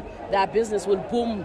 In the capital, after threatening to make the city of Tshwane ungovernable for the G20 summit, Municipal Workers Union SAMU has softened its tongue following the city's decision to back pay its employees 3 years' worth of salary increases. The local government bargaining council recently ordered the metro to implement a 3.5% salary hike for more than 20,000 of the city's workers. Opposition parties have criticized the ANC-led coalition government for not taking the bargaining council's judgment on review, saying this jeopardizes the city's financial standing. SAMU's Regional Secretary Donald Monakisi says has praised the current administration for choosing to honor the judgment. Look, to be fair, salary and wages aside, this administration, since they came in, the door is always open. There's been constant engagement, as much as we were not agreeing in terms of the salary and wage. But on other matters, they've been forthcoming. The door has always been open. Unlike the previous administration led by DA. Gauteng police are still searching for people behind a mass drive-by shooting in Reiger Park after releasing a 23-year-old man due to insufficient evidence. 6 people were killed over the weekend when unknown men driving in 2 vehicles opened fire in the area. Police spokesperson Dimakatso Nevuwului says another person, an 18-year-old, was brought in for questioning as part of investigations. But the investigations on this matter still continue. On the 5th of November 2025, an 18-year-old was brought in for questioning on the matter. The public is still urged to report tip-offs anonymously on MySubs app or on the Crime Stop line. And Boeing has reached a last-minute settlement in one of 2 lawsuits in this week's trial in Chicago over a 2019 737 MAX plane crash that killed 157 people. The agreement leaves a single plaintiff remaining in the first civil trial over the March 2019 Ethiopian Airlines crash, which began in earnest yesterday after jury selection wrapped up a day earlier. The litigation centers on how to calculate monetary damages to the plaintiffs from Boeing, which acknowledges the need to compensate victims but disputes the amounts. The lawsuit stems from the March 10, 2019 flight that crashed 6 minutes after departing Addis Ababa for Nairobi, killing all 157 people on board. A cloudy day in store for Gauteng with showers expected. The temperatures are at lows of 15 degrees, peaking at highs between 25 and 27. Traffic in the city of Tshwane, Brumeria, there's bumper-to-bumper traffic, N4 westbound between Rousseau and the Proof Plus interchange. Irene also Expect delays approaching the intersection of Nelmepius Drive and Main Road and in Centurion traveling toward Joburg. Traffic pressure on the N1 South between the N14 Brockfontein interchange and Olifantsfontein Road. The top story this hour, the city of Johannesburg says it'll continue to remove people trading without permits in the metro. Your office is more than just a place to work. It's a reflection of your success. At Desk and Chair, we help you elevate your workspace with locally manufactured desks and a wide range of chairs to suit your style and budget. Our expert consultants are with you every step of the way, from planning to delivery and assembly. Visit our showroom in Midrand or shop online at deskandchair.co.za. Desk and Chair. Think, feel, work better. Ooh, listen to this. Tomorrow is the lucky day. So one lucky ABSA Rewards member will be waking up to a life-changing moment as they will be announced the winner of a brand new JQ J5 Vortex. They'll also get 3 months premium car insurance from ABSA Insurance, thanks to ABSA Rewards. It's going to happen live tomorrow morning on 702 Breakfast. This is the swiper moment South Africa has been waiting for. Your story matters. ABSA is an authorized FSP and registered credit provider. T's and C's apply.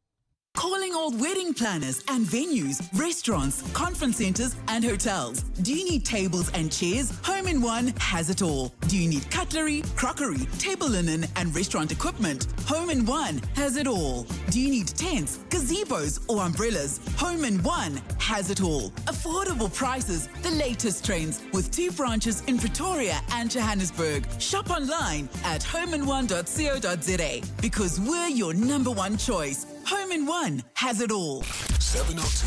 WhatsApp Bongani on 072 702 1702. Bongani, I used to work in the HIV NGO space, and the work that the NGOs were doing was phenomenal in terms of making sure people stayed on treatment, making sure people got tested, and making sure people's viral loads remained suppressed, which helps prevent transmissions.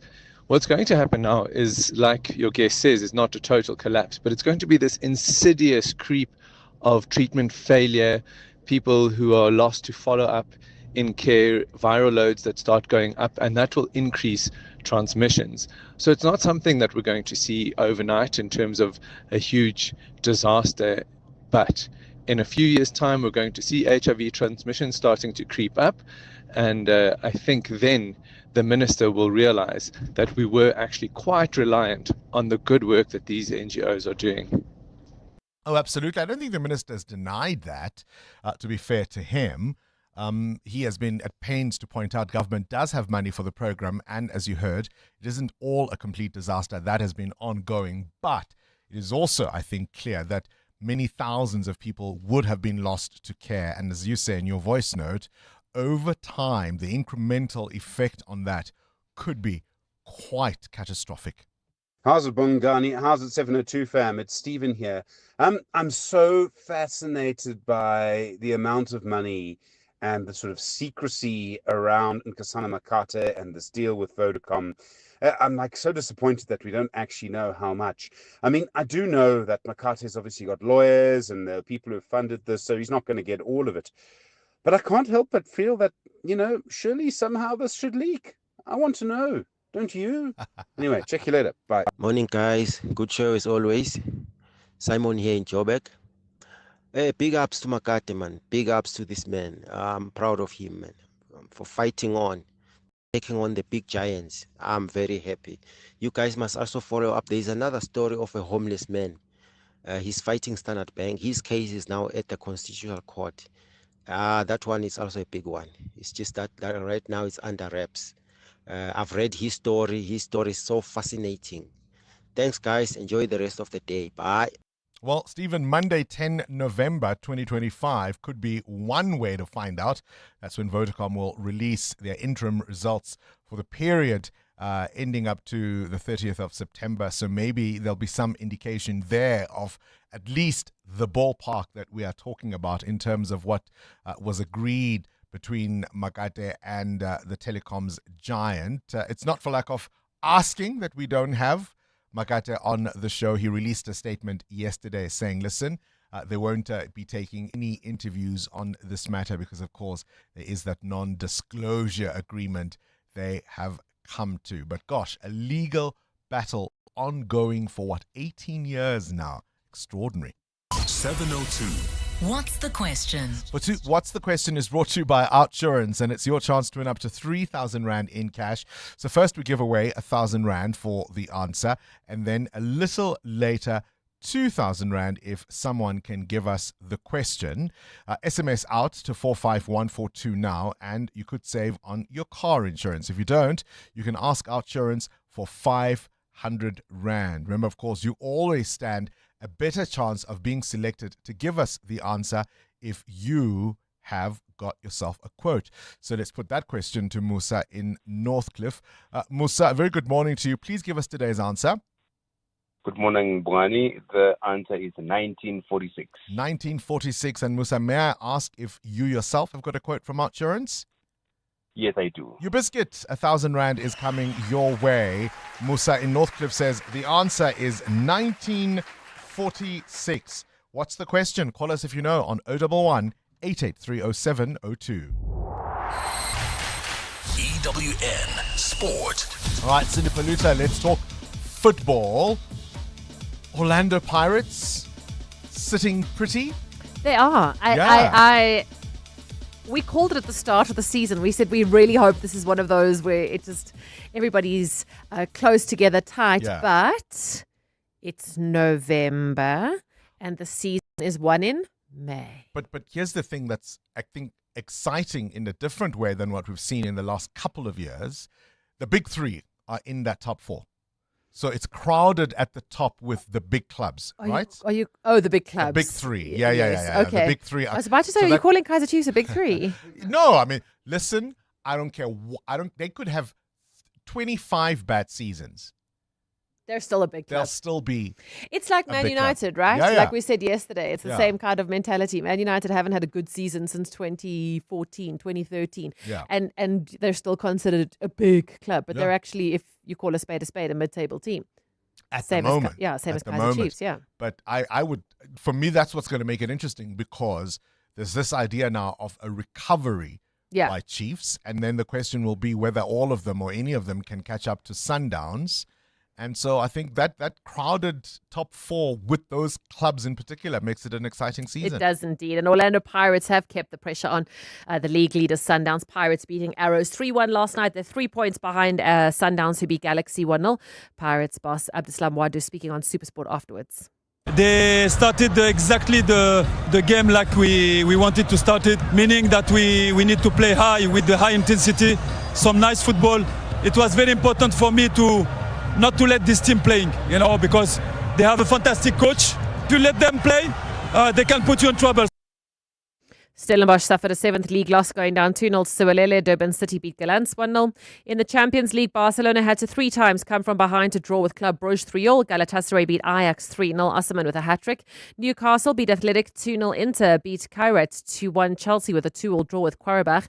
And Manchester City 4-1 over Dortmund with Foden scoring twice. Boss Pep Guardiola. When Phil is in that level, when playing between the lines in the pockets, and it doesn't matter what happen, his first contact, his turn, and after his generosity, running and fighting, and as much Phil is happy and love, enjoy the rest. You don't have to say much, because he's a special player. But we need his goals.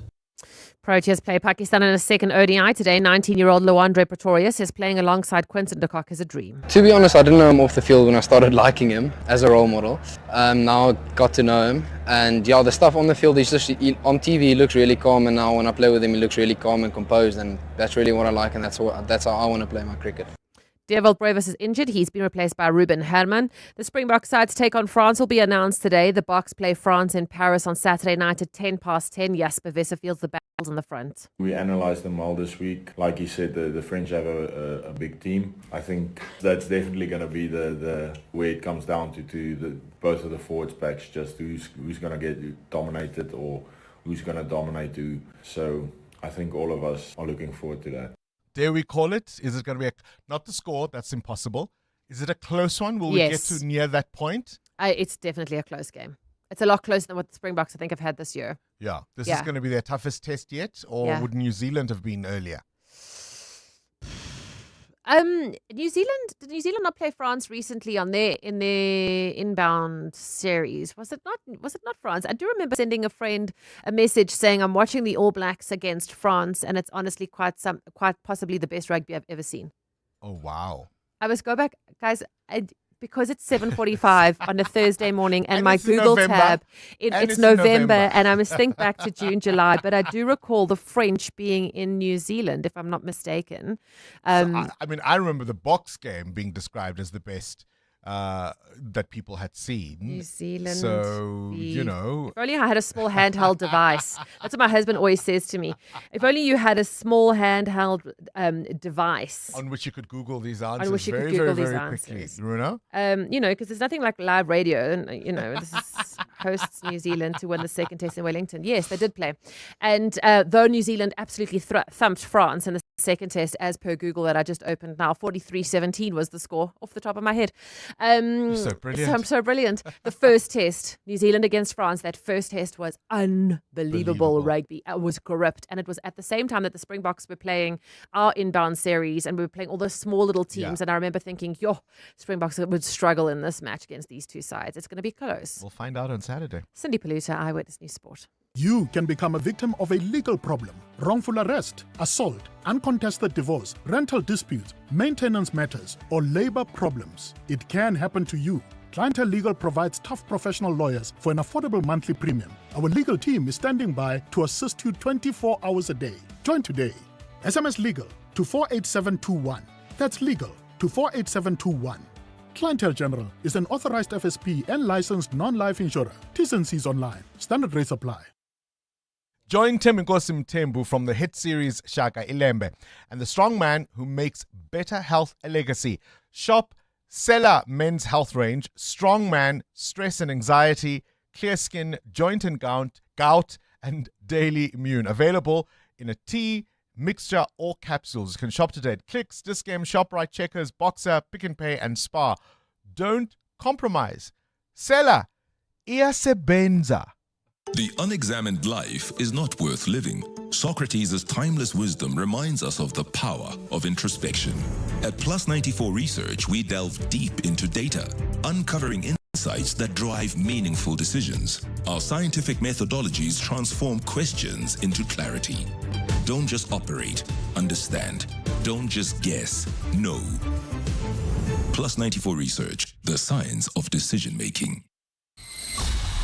EWN Traffic. All right, this EWN Traffic is brought to you by Citroen. Buy an Aircross from 279,000 Rand or a C3 from 263,000 Rand and get a 4-month payment holiday. Visit citroen.co.za. T's and C's apply. Talking about ukusebenza, Karabo, there are delays on the N4. This is in Pretoria, yeah? There's definitely delays in Pretoria, Primaria area. This is on the N4 westbound between Rousseau and the Proof Plus interchange. Still in the Tshwane area traveling towards Linwood. Traffic is congested. This is on the N1 southbound between the N4 Proof Plus interchange and Linwood Road. Irene, expect some delays approaching the intersection of Nelmapius Drive and Main Road. In Centurion, traffic pressure still. This is on the M1 southbound between the N14 Brockfontein interchange and Olifantsfontein Road. Joburg, Grandburg area traveling towards four ways, bumper-to-bumper traffic. N1 north between Beyers Nordia and Winnie Mandela Drive. Calvin roadwork still causing massive delays traveling towards Midrand N3 northbound between London Road and the Batu interchange. And finally, if you're catching a flight this morning, expect some delays. This is in the Kempton Park area, R21 southbound. This is between Popfontein off-ramp and the R23 Benoni off-ramp. If you come across any other traffic issues, please WhatsApp us on 072-702-1702. There's more EWN on air, online, and on the EWN app. Picturing your life in a Citroen A-Cross SUV? Wait, did you just pause the ad? Yep, practicing for your car payments. Ah, I get it. 4 months, no payments, like a holiday for my wallet. Press pause on payments and play on life. Get a 4-month payment holiday when you buy the Citroen A-Cross SUV with 10-inch HD touchscreen, warranty and service plan from 281,500. Visit citroen.co.za. T's and C's apply. 702. What's the question? For 2,000 Rand in cash, all thanks to Outsurance. Please tell me what's the question. If the answer is 1946. Let's go to the lines. Destiny. Destiny, what's the question? Hi, good morning, Mr. Bingwa. The question is, how old is in which year is Sally Margaret born, who turned 79 years old today? Destiny, you nearly messed that up, didn't you? You're absolutely right. She was born on this day in 1946, an award-winning actress, a star of screen and stage. Sally Field, of course, turning all of 79 years today. Destiny, 2,000 Rand is on its way to you, all courtesy of Outsurance and 702. We found this fantastic clip of Sally Field being interviewed by Oprah Winfrey. This is way back in 2013 on a program called Oprah's Next Chapter, opening up about raising a gay son. Have a listen. You know, the human rights dinner, Yes. you know, when I used some profanity and I Yes. knew full well what I was doing, I Yes. knew it would be picked up, and there was no other word that fit there but that word. Sometimes the F word. It works. With It the was K exactly, had to be there. Had to be there. Because it really pertained to what I was saying. It's important to have a parent speak about raising a magnificent, proud, intelligent, funny, lovable, sexy gay son. And there are so many parents who are frightened of that and who don't embrace their children as they struggle to, those children who are struggling to embrace who they are, what nature intended them to be. That is, of course, Sally Field celebrating her birthday today. Now, with Outsurance, every day is Black Friday. Get a quote today, and if they can't beat your car insurance premium, ask them for 500 Rand cash. Make that 1,500 Rand if you've been claim-free with the same insurer for 3 years. With Outsurance, you could get monthly premium savings or at least 500 Rand cash. You've got nothing to lose. Get a quote. SMS out to 45142. That's out to 45142. Outsurance is a licensed insurer and FSP. Sana, he said that till slip is like the N1 highway. It's long. Thanks, Captain Obvious. I got it. It's why I got the new discount better rewards card that gets me 10% off instantly on over 140 brands. And then, does he not tell me over 140 brands means thousands of products? Exactly. That's why your discount till slip never look better. Inshallah, son. At Auto & General, we understand your business is built on more than just vehicles. It's your stock, tools and equipment, and the premises where you work. Auto & General Business Insurance is designed for businesses like yours, protecting your assets against fire, theft, storms, and other unexpected events. To protect your livelihood, visit autogen.co.za and get an obligation-free business insurance quote. Auto & General, never not there. Auto & General is a licensed non-life insurer and FSP. T's and C's online. 702 702. What's gone viral? with Kabazela. All right, time now for the world of viral content. Kabazela. Good morning to you, Bella. This is a really, really interesting one. What do you do with the phone number of a loved one dearly departed? And I mean, you can extend this even, I suppose, to social media handles, etc., etc. When someone near and dear passes, what do you do with their phone number? Yeah, I mean, it's a good question, and the story we're going to chat today is this person's brother had passed away when they were young. They were pre-teens, and he still texts his brother to that specific phone number and had not received any replies for some time. And then years later, he obviously sent a message again and got a reply back from the number that was belonging to his brother. And the reply that he got back, was quite a very kind reply. So The story goes, he says, my brother died when I was 12. I never deleted his number. Every year on his birthday, I send a text. Of course, it never delivers.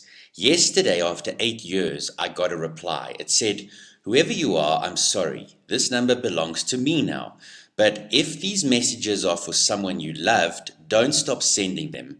Maybe he still reads them, just in a different place. I don't know who wrote that, but for the first time in years, my tears felt lighter. So the person, obviously, who received this message replied back and was very kind to this guy. But it's a thing. I was reading some of the comments here. Many people would still send messages to the number that their loved one had. And, obviously they wouldn't receive replies. And then I think what the cell phone companies do, if there's inactivity on a number for a very long time, they recycle that number to new users. And then obviously, if people are receiving messages, then, they'll obviously reply and say, listen, I have this number now, or reply like this person didn't, be kind to the person. So, what do? Do you keep, I would imagine, and I would probably bet my life on it, that you still have that number in your phone saved under that person's name, whatever that you called them. But, the thing is now with WhatsApp, if you go into WhatsApp and you look at that profile pic and the number has been recycled, there will be a completely different profile pic on that number that you had saved in your phone. So what do? With my mom, I still pay for her phone number, even though she's passed. I think it's now 4 years that she's passed. I still have that number, and I still pay for the number, funnily enough, just to keep it active, and to keep the voicemail active. So what do you do? How do you do it? Do you text it? Even social media, do you keep it as a memorial page for people just to sometimes randomly message the person on a special day? Love to hear those this morning, Bongles. It's funny, I'm in the studio, I'm showing Sia, the producer, who's about to come on. I'm looking at old text messages exchanged between myself and one of our colleagues, dearly departed. And I was just wondering, actually, what happened to all our discussions? The messages are all still there. The pictures we were sending each other, the emos we were sending each other, the jokes we were sending each other. And it's just one of those, you can't, I think sometimes it's just for the sentiment. It's just being able to look back and say, gosh, what were we talking about on this day? I don't know, in the year 2019 or in the year 2017, whatever it might be. I think sometimes you keep those numbers and those messages just to be able to reflect back on what your conversations were about at that time. That's what's gone viral with Kabazela. What do you do with the phone numbers, even social media accounts of those near and dear but departed? Do you unfollow them? Do you keep following them? Do you go back and read your messages, your WhatsApp messages, the pictures you sent to each other? Do you delete the numbers and move on? What do you do? EWN Traffic.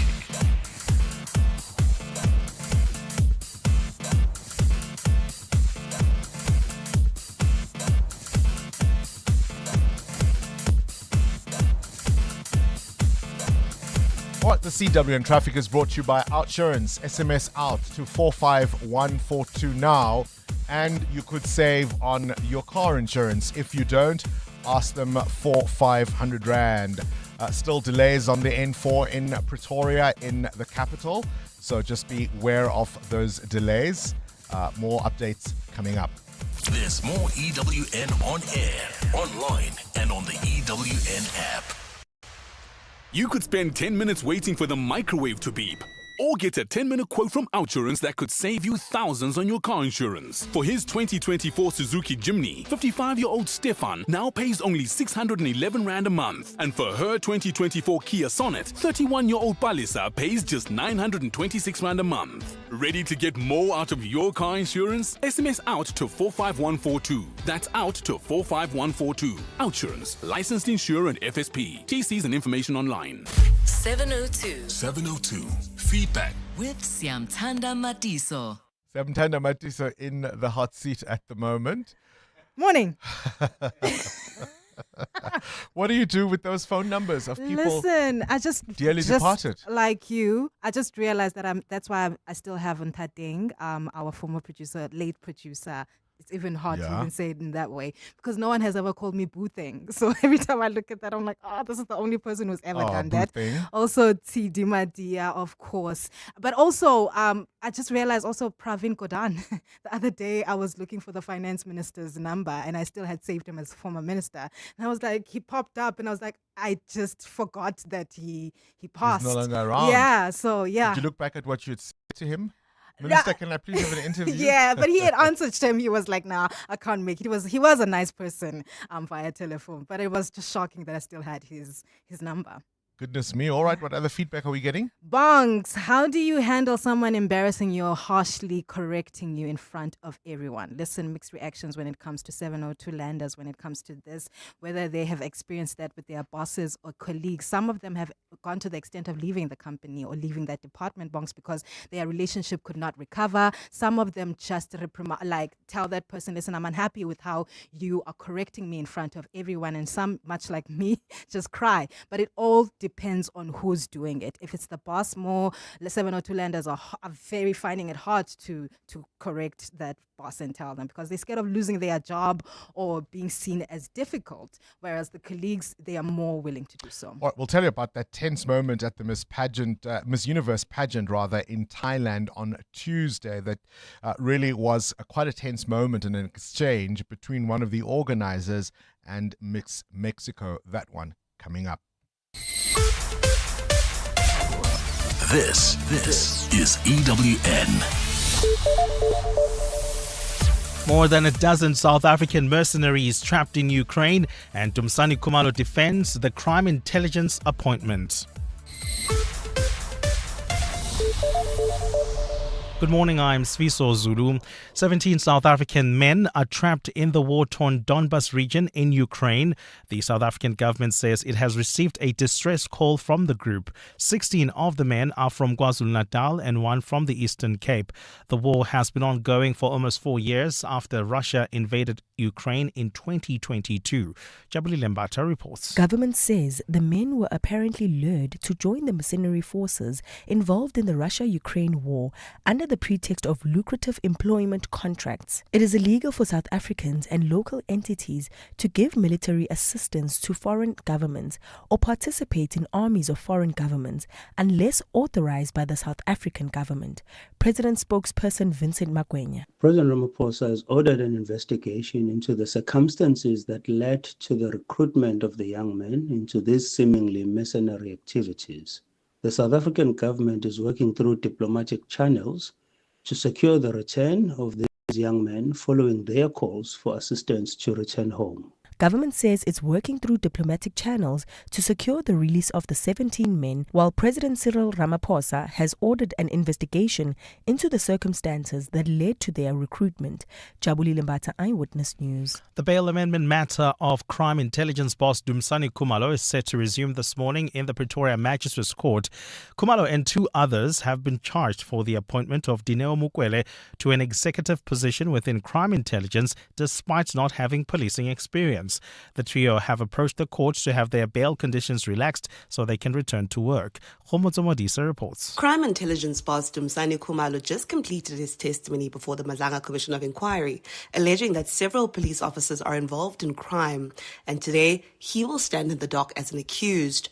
Kumalo and 6 others were arrested in June on fraud and corruption charges for the appointment of 30-year-old Dineo Mukwele to an executive position within crime intelligence despite not having policing experience. Last month, the presiding magistrate, Vusmuzi Mahlangu, recused himself from the matter, but the investigating directorate brought an application for this decision to be set aside. This morning, the court will receive an update on Mahlangu's recusal and the review application by IDAC. Khomotso Modise, Eyewitness News. Meanwhile, Kumalo has revealed that it is not unusual for police to employ someone from outside of SAPS to senior posts. Testifying before the Madlanga Commission of Inquiry yesterday, Kumalo spoke about certain aspects of the case against him without divulging too much detail. Oren Singh reports. Dumisani Kumalo revealed that crime intelligence was looking to employ someone who is well versed in mechatronics, which encompasses a combination of skills ranging from mechanical engineering, electronics, and control systems.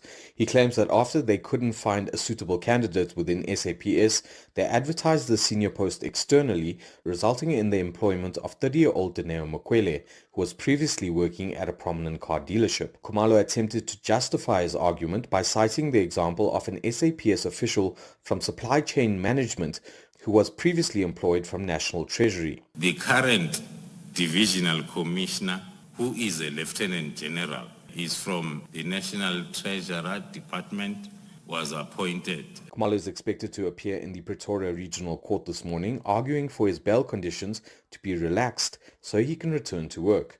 Arun Singh, Eyewitness News.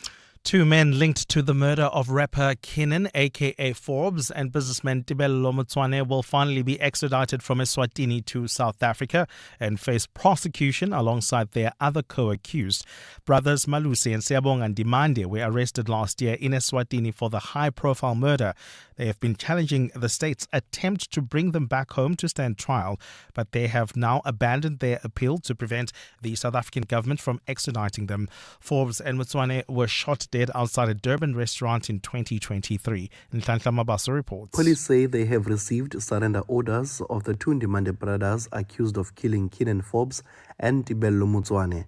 Malusi and Siyabonga Ndimande have been in police custody in the Swati Kingdom while wanted for a string of charges including the high-profile murder here in South Africa. Authorities say the pair will be brought back to the country next week. Police spokesperson Atlenda Mate. The SAPS confirms that it is finalizing logistical arrangements to execute the order on Tuesday, the 11th of November. Mate says the South African police head Fanima Semula has praised the Eswatini law enforcement for their cooperation. The National Commission of SAPS, General Fanima Semula, takes this opportunity to thank the Eswatini authorities for their cooperation and assistance in firstly apprehending the pair and ultimately ensuring that they are brought back to the country to answer to crimes committed. The state alleges that Malusi was one of the shooters during the hit and was paid 133,000 rand. Nhlamabaso, Eyewitness News, Durban. And the United States has presented a draft UN Security Council resolution to partner nations aimed at bolstering President Donald Trump's Gaza peace plan. It includes giving the green lights at international security forces. The creation of the force was part of the agreements that led to the fragile October ceasefire between Israel and Hamas following 2 years of catastrophic violence. U.S. Ambassador Mike Waltz shared the draft with the 10 elected members of the Security Council and several regional partners: Egypt, Qatar, United Arab Emirates, Saudi Arabia and Turkey. No date has been set to vote on the draft. Gold is trading at $3,989.17 an ounce. The rand is at 17.39 to the dollar, 22.71 to the pound, 20.01 to the euro. Brent crude oil is at $63.71 a barrel. Alberton, bumper-to-bumper traffic, that's on Van Riebeck Avenue between Radio Street and Rand Airport Road. In Roodepoort, also expect some delays on Randfontein Road between Corlett and Milstocker. And in your sport, the Proteas take on Pakistan in the second ODI starting at midday. It's still tight at the top of the Betway Premiership with Sundowns just 3 points ahead of Pirates and Chiefs. And the Springbok side to play France will be announced later. A cloudy day in store for Gauteng with scattered showers and thunder showers expected. The temperatures will peak at highs between 25 and 27 degrees. The top story in EW in this hour: 17 South African men trapped in the war-torn Donbas region in Ukraine. EWN, in touch, in tune, and independent. For the latest, visit ewn.co.za or download the EWN app. This is Breakfast with Bongani Bingwa on 702. Let's walk the talk.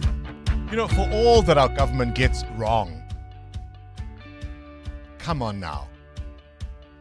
These mercenaries who went voluntarily to go fight in Ukraine, now sending distress calls to Durko. Come save us, come rescue us. Am I unsympathetic, Mateo? Where's our door? Where do we enter?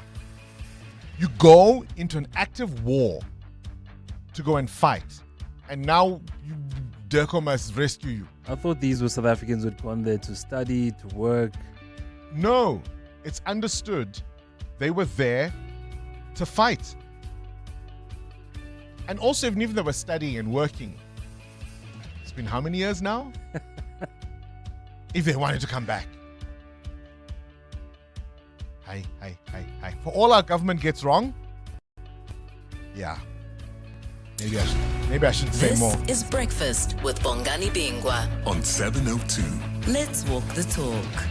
What a touching story from Kabazela. What do you do with a lost loved one's phone number? This is someone near and dear, but now departed. One guy who sent his brother a message on his birthday every year, even though the brother was long gone, surprisingly received an answer. The number had been recycled, was being used by somebody else, and the reply says, "Whoever you are, I'm sorry, this number belongs to me now. But if these messages are for someone you love, don't stop sending them. Maybe he still reads them, just from a different place." Do you unfollow people who die on social media? Do you keep their phone numbers? And I was just looking at an exchange between myself and an old colleague of mine who's, of course, no longer with us, just laughing at some of the pictures and the memes we used to send to each other. And they're still there. I think that's the modern day photo album.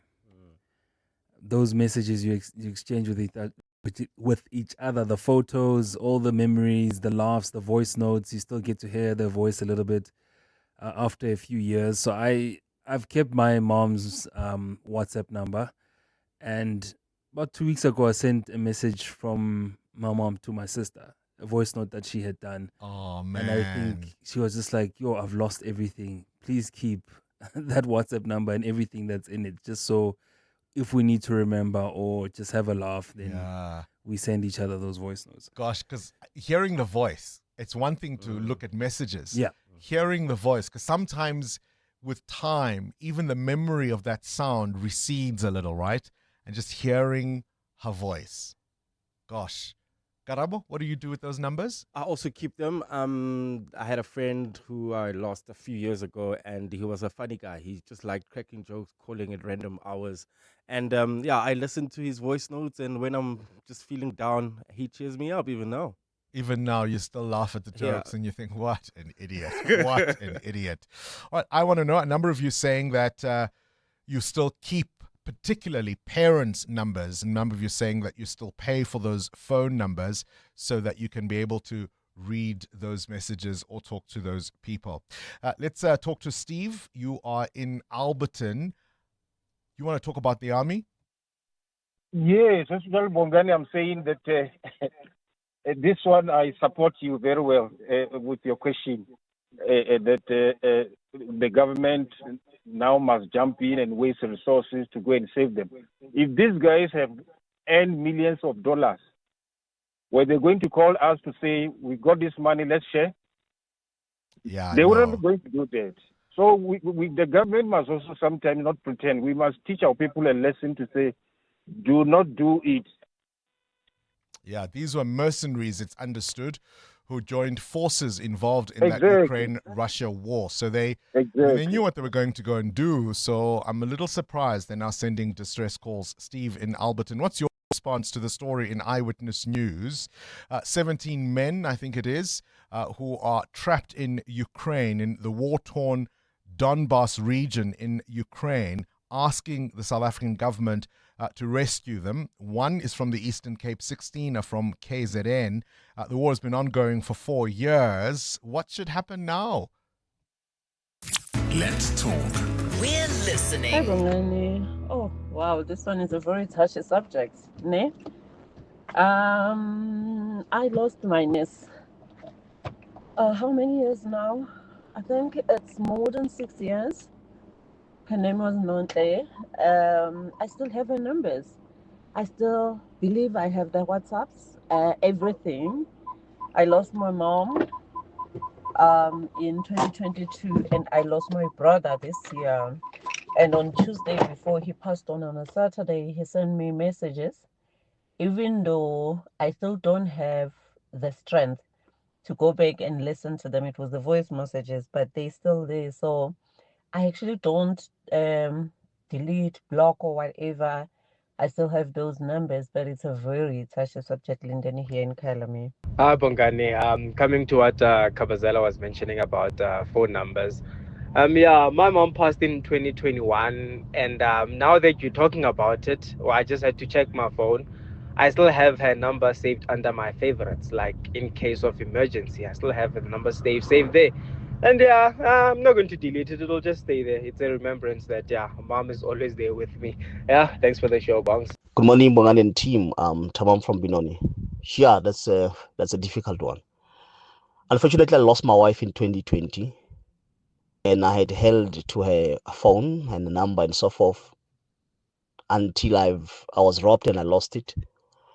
Certainly, I can't even do the SIM swap just to keep that number alive. But if I could, I'll keep that number alive. As for her Facebook page, it's still alive. I still have got the text, old texts that we have, WhatsApp and so forth.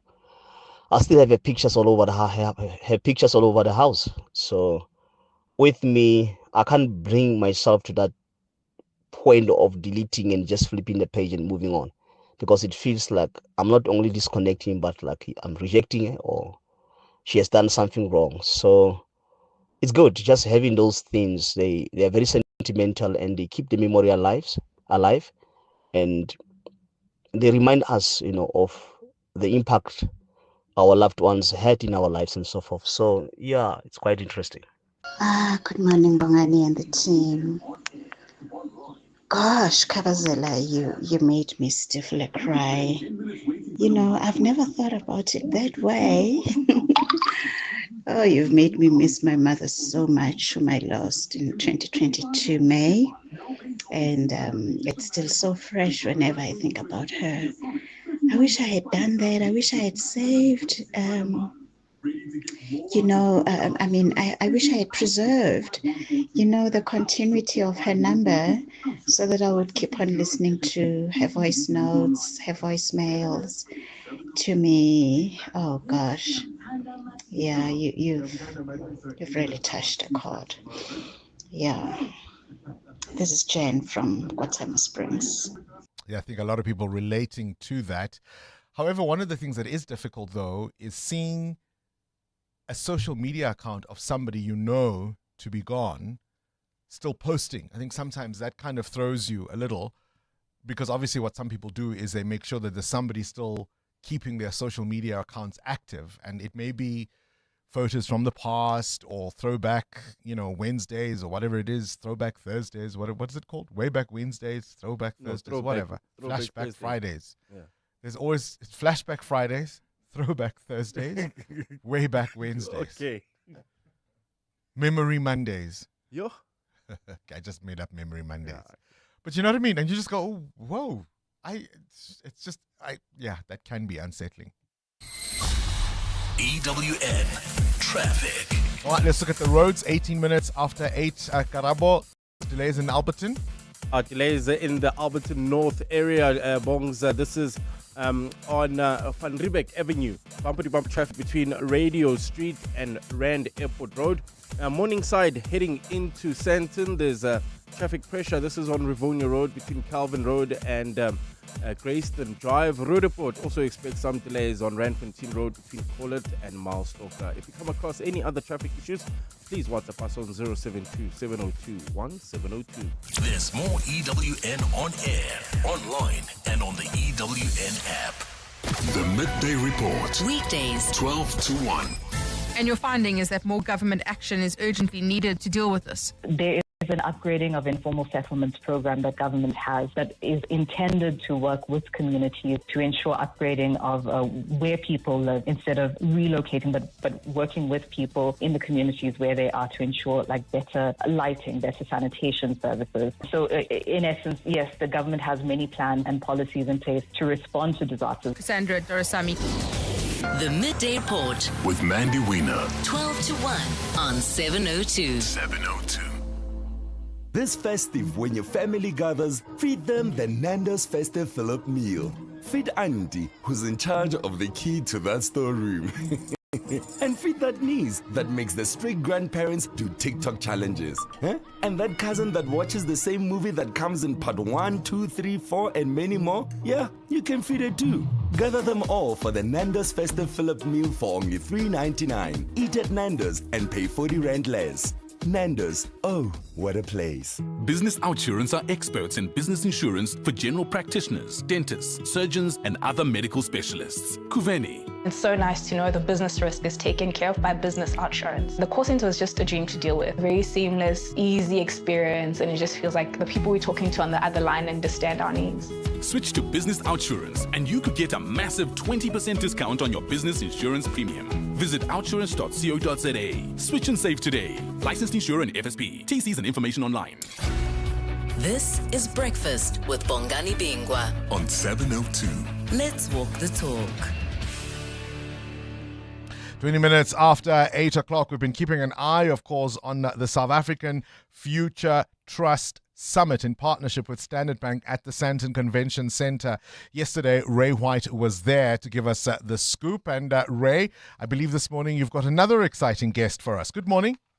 I do indeed. Good morning, Bongs. It's been a whirlwind. That's the only way I can put it. There have been so many speakers who have gone up and they've told their stories about how their businesses have battled. I mean, there are many success stories, but I must admit, it's like a battlefield. You just see the bodies everywhere until you get to that success at the end.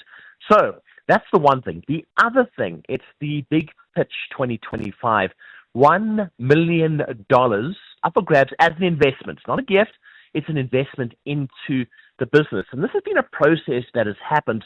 It's gone through two big competitions, one down in Cape Town, one in Johannesburg.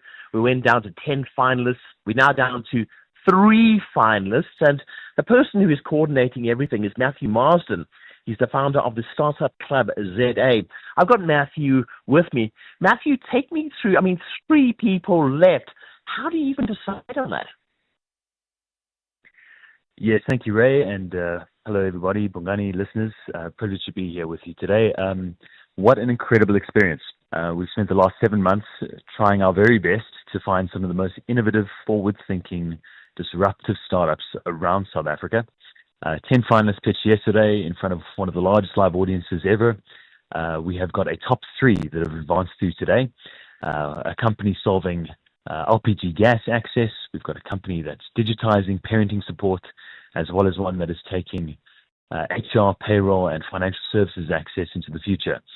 So some phenomenal finalists, but the big question on here is how do you pick a winner? And I'm grateful it's not me. It is, in fact, Mr. Jonathan Oppenheimer and co and fellow judges that are now sitting as part of this investment committee. But if you're asking me my objective opinion, it comes down to 3 fundamental things. Is this novel? Is there a big opportunity here? What is the size of that market? But fundamentally at the core, and the beauty of live pitching is how easily can these finalists convince our live judges that they as a team can execute on these plans that they have. And so they've got that opportunity to do so today live in person, and we are incredibly excited. There we go, Bong. So it's quite a story this morning. Waiting for 4 o'clock this afternoon, and we'll take it from there. We'll have that one person. There can be only one for $1 million. I mean, it's extraordinary. Just listening yesterday to Jonathan Oppenheimer about what he is looking for in terms of the viability of ideas. Now to hear Matthew Marsden talking about the novelty factor, the uniqueness of the idea. It's certainly going to be a very, very exciting day. Ray White, of course, talking to us live from Sandton at the Sandton Convention Centre for this year's South African Future Trust Summit. 702. The World View with Adam Gilchrist. All right, let's catch up with news from elsewhere in the world. Goodness me, Adam, what a horror story coming out of Vietnam. Yeah, this is rather disturbing. A teenage boy and his dad both stung to death by hornets, or to be exact, Asian giant hornets, which are these things which are spreading a bit around the world. They both of them American. In fact, Daniel Owen works in Vietnam, but they were visiting Laos at an adventure center, and they were ziplining. And they were coming down from a tree where the zip line was attached, and Daniel Owen and his 15-year-old son Cooper were suddenly set upon by a swarm of hornets. I mean, they do that, they do swarm, and their bodies were covered by blotches. They were stung 100 times each at least, and they didn't stand a chance because these giant hornets have a particular kind of virulent venom. And so being stung that number of times, their bodies were just overwhelmed. So unfortunately, they died before they could even get to hospital. Their guide was also stung, but apparently survived. So the Owens live and work just across the border in Vietnam. He was a director of an international school, and maybe it's just one of those terrible things, although you do wonder if maybe there should have been some sort of check beforehand. Was that tree safe to have a zip line attached to it?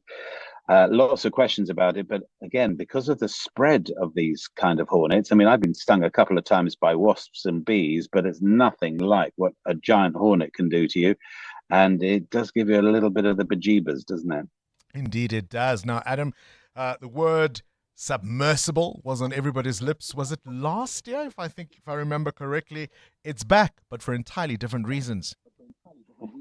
Yeah, here we go. This is a submersible narco sub. So it doesn't go quite down to periscope depth, but it is semi-submersible. So the idea is this is essentially a boat that goes down and is very hard to spot. Passing patrol boats and ships can't see it, and is used by drugs gangs, a narco sub shipping narcotics to Europe in this case. And one was intercepted, I mean, way out, 1,000 nautical miles, 1,800 kilometers off the Portuguese coast, but the Portuguese authorities had tip-offs, found the boat, seized 1.7 tons of cocaine, which is a shed load of cocaine, is a lot. And they also made 4 arrests. And rather importantly, according to Vitor Ananias, who's head of Portugal's police unit that combats drug trafficking, the 4 arrests were all South American, but from different countries. 2 Ecuadorians, a Venezuelan, and a Colombian. And Ananias's idea is that potentially this might indicate some sort of cross-border drug gang cooperation, that this is no longer just a gang in Ecuador, a gang in Venezuela, whatever. That if they're clubbing together, joining together, and recruiting across the borders, then it becomes a different kettle of fish. Indeed. Adam, talk to me about technology that might help cool the planet. Maybe, but it's, as often with these things, one step forwards, one step backwards. So this is the Royal Society has been having a look at this particular sciencey thing. The Royal Society was set up by King Charles II in 1662, and they've been looking at sciencey things ever since. And they've been looking at this new tech whereby you reflect sunlight back into space, put up some particles into the Earth's atmosphere, and you can take the edge off global warming potentially and limit the damage of climate change. It might be short term whilst the Earth sort of sorts out its carbon emissions and other things. And it does, they think, work to some extent. But, and it's a big but, the Royal Society's Professor Keith Shine says there's a huge risk, because let's say one country does this, or even one continent does this, it then could trigger extreme weather in other parts, because after all, the sunlight and the clouds and the other things have to go somewhere. So what he's saying is that if this is not a coordinated plan, and frankly, can you imagine China, Russia, India, United States coordinating on anything? If it's not coordinated, it could trigger extreme droughts and storms in other parts of the world. It makes you wonder if it's happening already. How many times have we talked about extreme droughts and hurricanes and typhoons and other things? Imagine this being used as a weapon of war. Adam Gilchrist, we'll leave it there for this morning's Worldview. EWN. 28 after 8, let's wrap up the morning's business. Mateo, I've got a couple of questions I know you cannot answer. Yeah. For example, Why is there a D in the word fridge, but no D in the word refrigerator?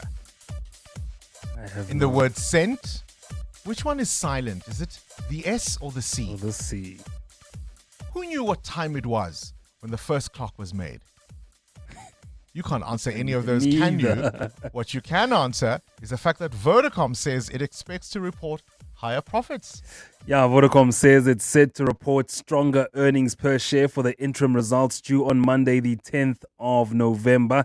The telecoms giant says it anticipates profits to increase by between 30 to 40% for the period.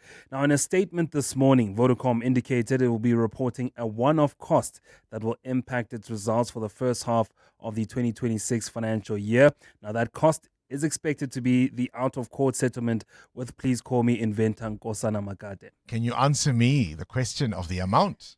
I cannot. I've tried to find out. I'm being so mean today. From both camps, by the way. We all have, believe me. Yeah, the telecoms giant has told shareholders it has reached an out-of-court settlement with Please Call Me inventor Nkosana Makate. The settlement puts to bed the almost 2 decades of conflict between Vodacom and Nkosana Makate. Now, the sweet number is expected to be between 50 million rand and 9 billion rand based on the offers made by both parties. Makate was a trainee accountant at Vodacom in the early 2000s when he pitched the idea of a method to buzz someone else's phone without airtime. Now, in a memo dated the 21st of November 2000, Makate wrote to a superior about his idea, calling it the buzzing option. According to an internal Vodacom newsletter, his idea was ultimately developed into Please Call Me, which we all used from 2001. All right, where are your indicators? Well, at this hour, the rand at 17 rand 39 against the US dollar, still in a good position. 20 rand 2 cents against the euro, and at 22 rand 71 cents against the British pound. Price of gold at $3,987 an ounce, while platinum is at $1,551. Brent crude still quite low at $63.80 a barrel. That's your morning business. Stephen Grotes with more this afternoon. All right, let's go straight to the news desk. Sfisa Zulu, what you got? Thanks, Wani. Good morning. Parliament's inquiry into financial mismanagement at the Road Accident Fund has heard that former CEO Collins Litswalo had 9 bodyguards and an armoured vehicle to keep him safe. The IRF's head of security tried to downplay the extent of their relationship after testifying that he had been headhunted from PRASA to take care of Litswalo's security need at the RAF.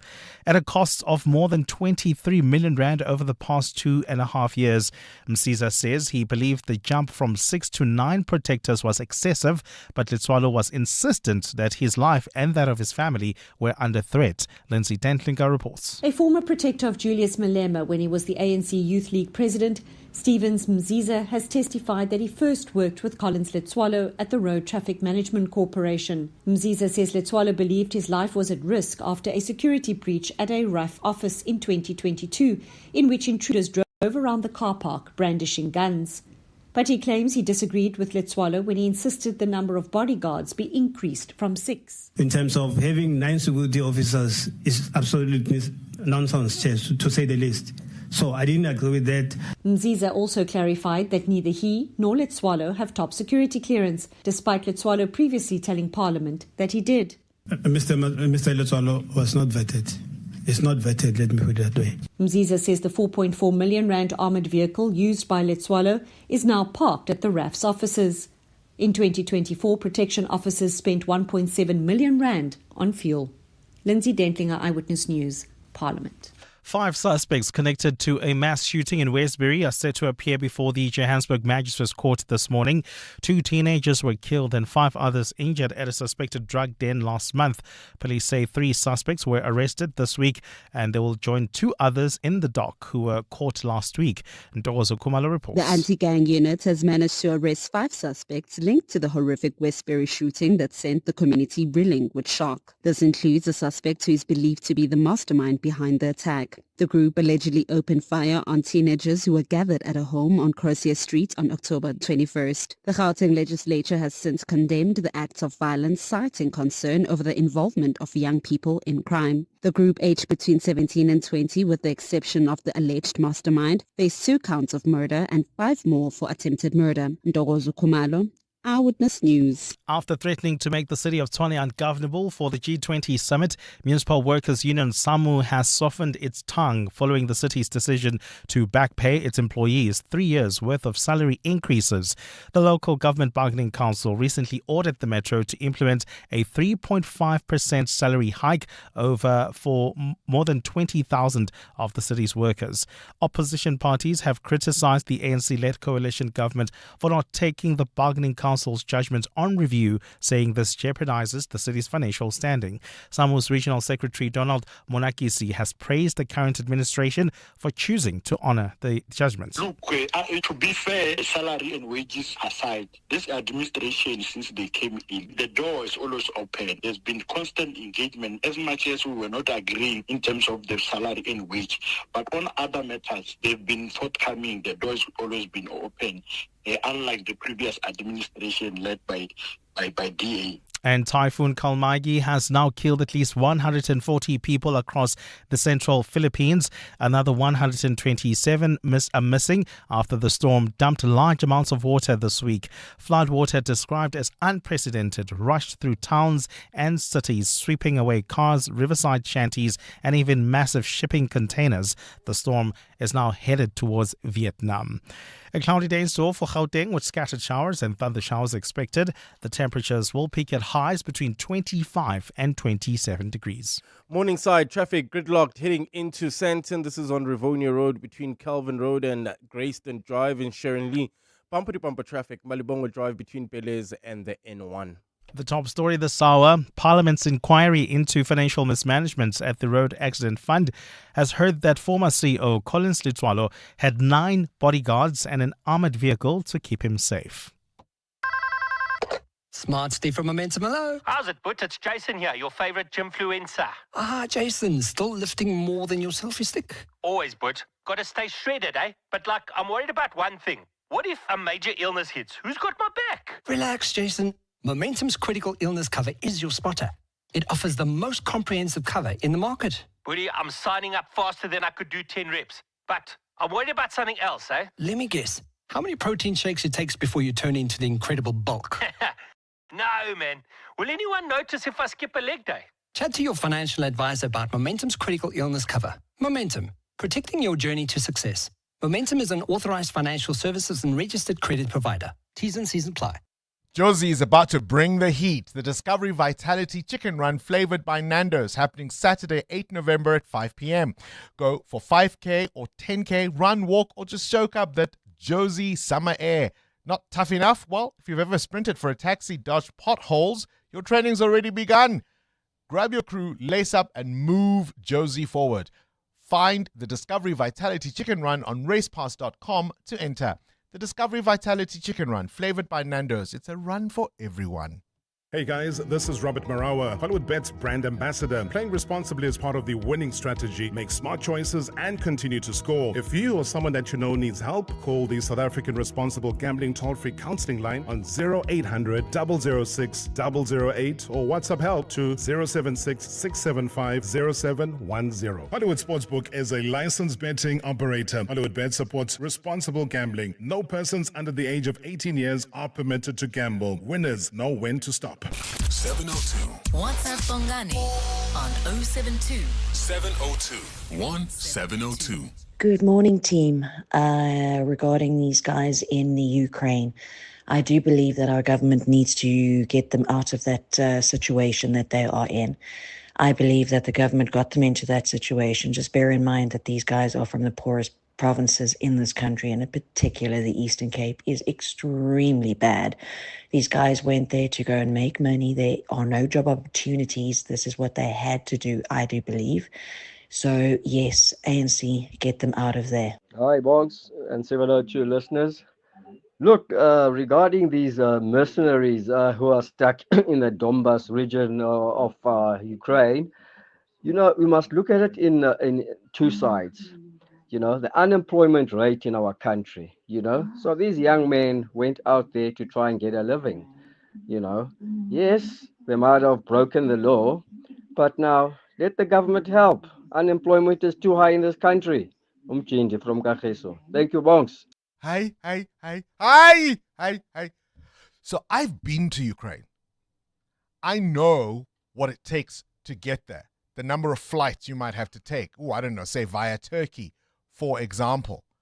Get on a connecting flight. You're going there as a mercenary to go and fight in that war. That's not some random Joe Soap who's looking at the unemployment situation and thinking, oh no, I'll go try my luck and hunt my fortune in the Ukraine. Come now.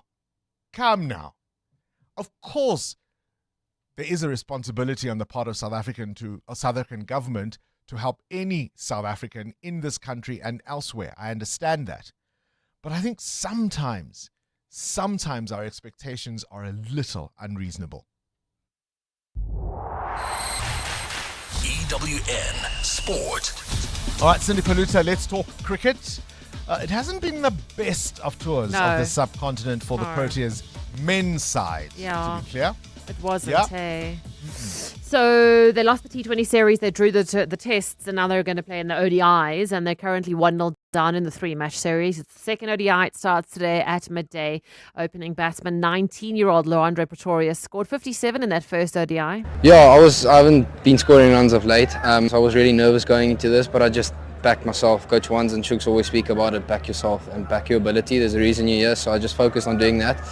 And yeah, I wouldn't say it paid off. 50 is, I don't want to say that's runs. I would have liked to kick on and score 100, but that's part of the game. I'm grateful for any runs I score. Dewald Brevis is injured and replaced by Ruben Hanneman. Elsewhere, the West Indies have sent New Zealand into bat in the second T20. The West Indies lead the series 1-0. Australia and India plays in the fourth T20. The series is level at 1-1. That's also today. Mamelodi Sundowns did just enough to stay 3 points clear at the top of the Betway Premiership. They beat Galaxy 1-0. Boss Miguel Cardozo. The most important word is to give to my players the way they were focused throughout all the match.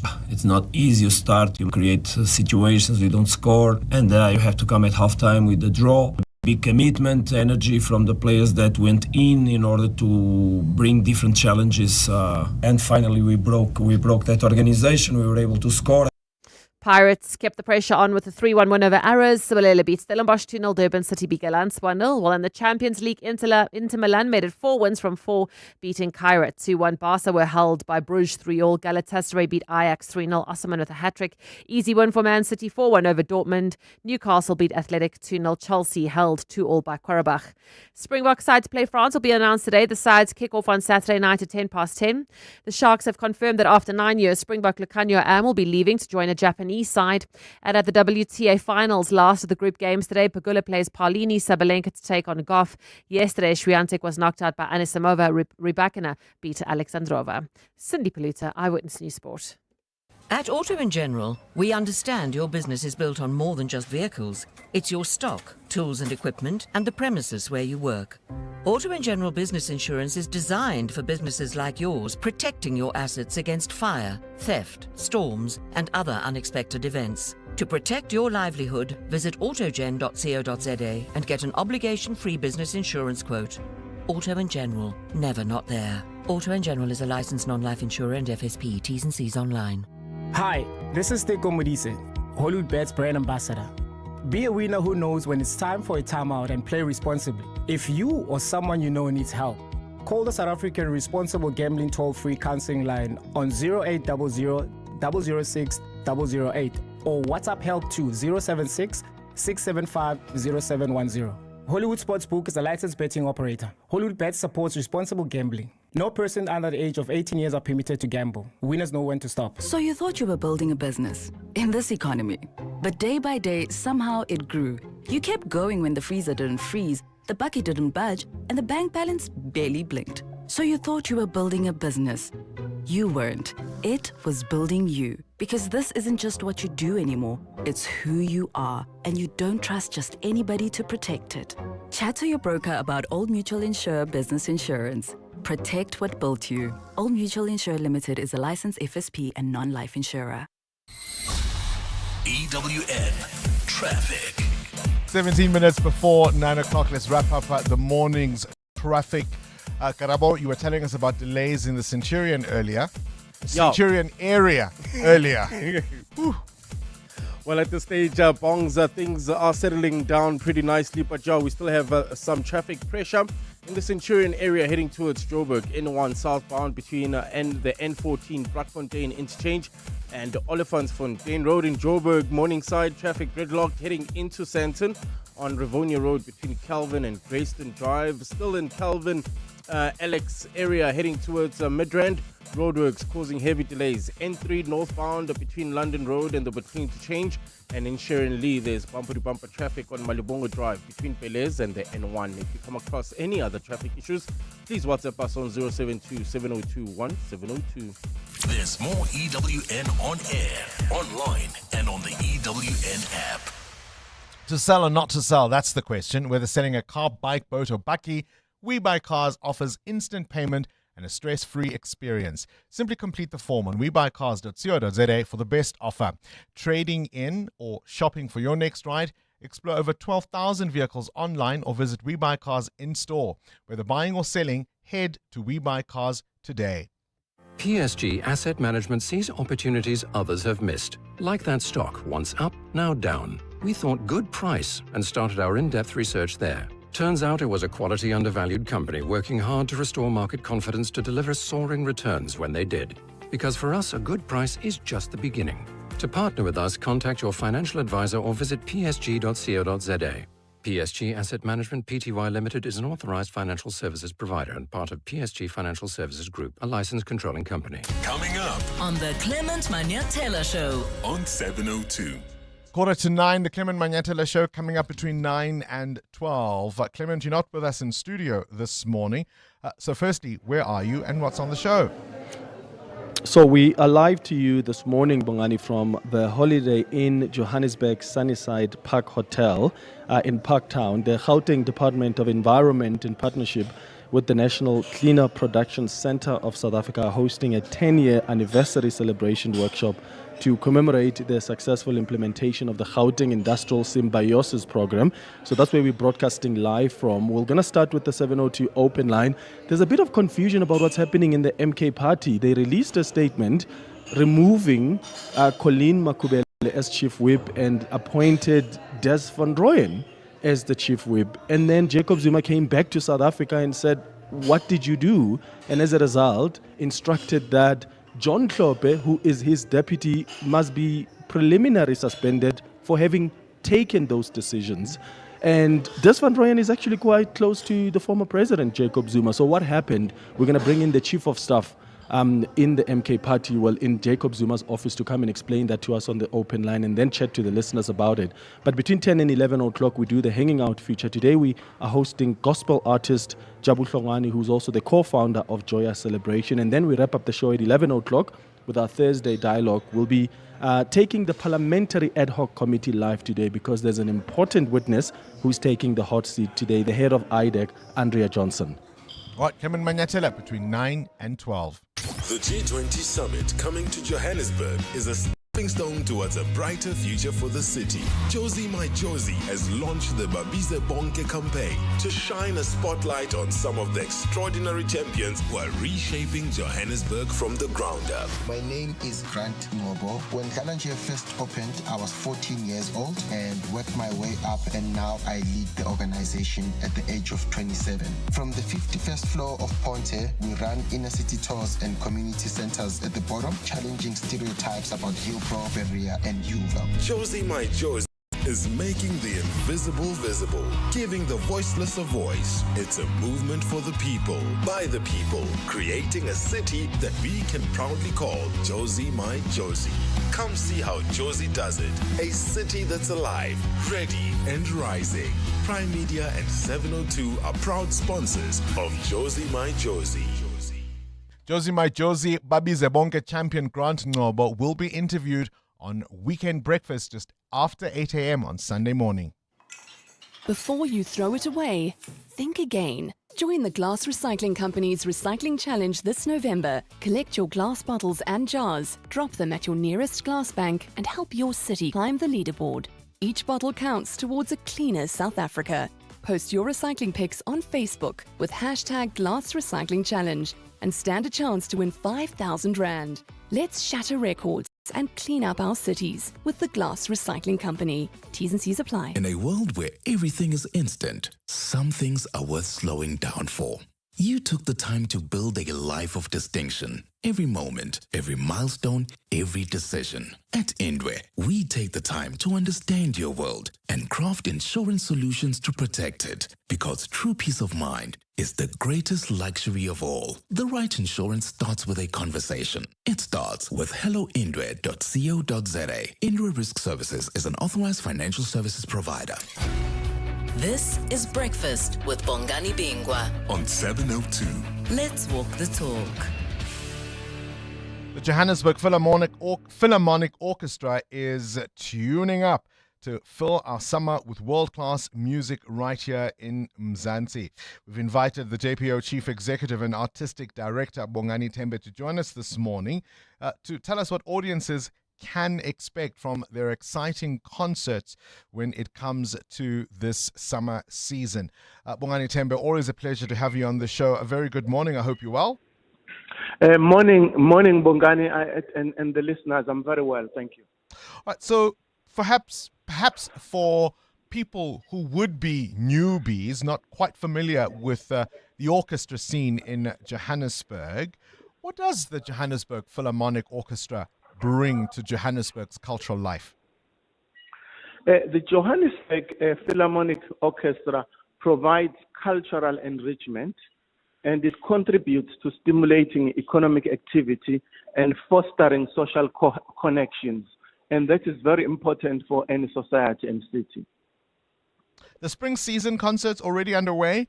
Are there any special standouts we can look forward to this season?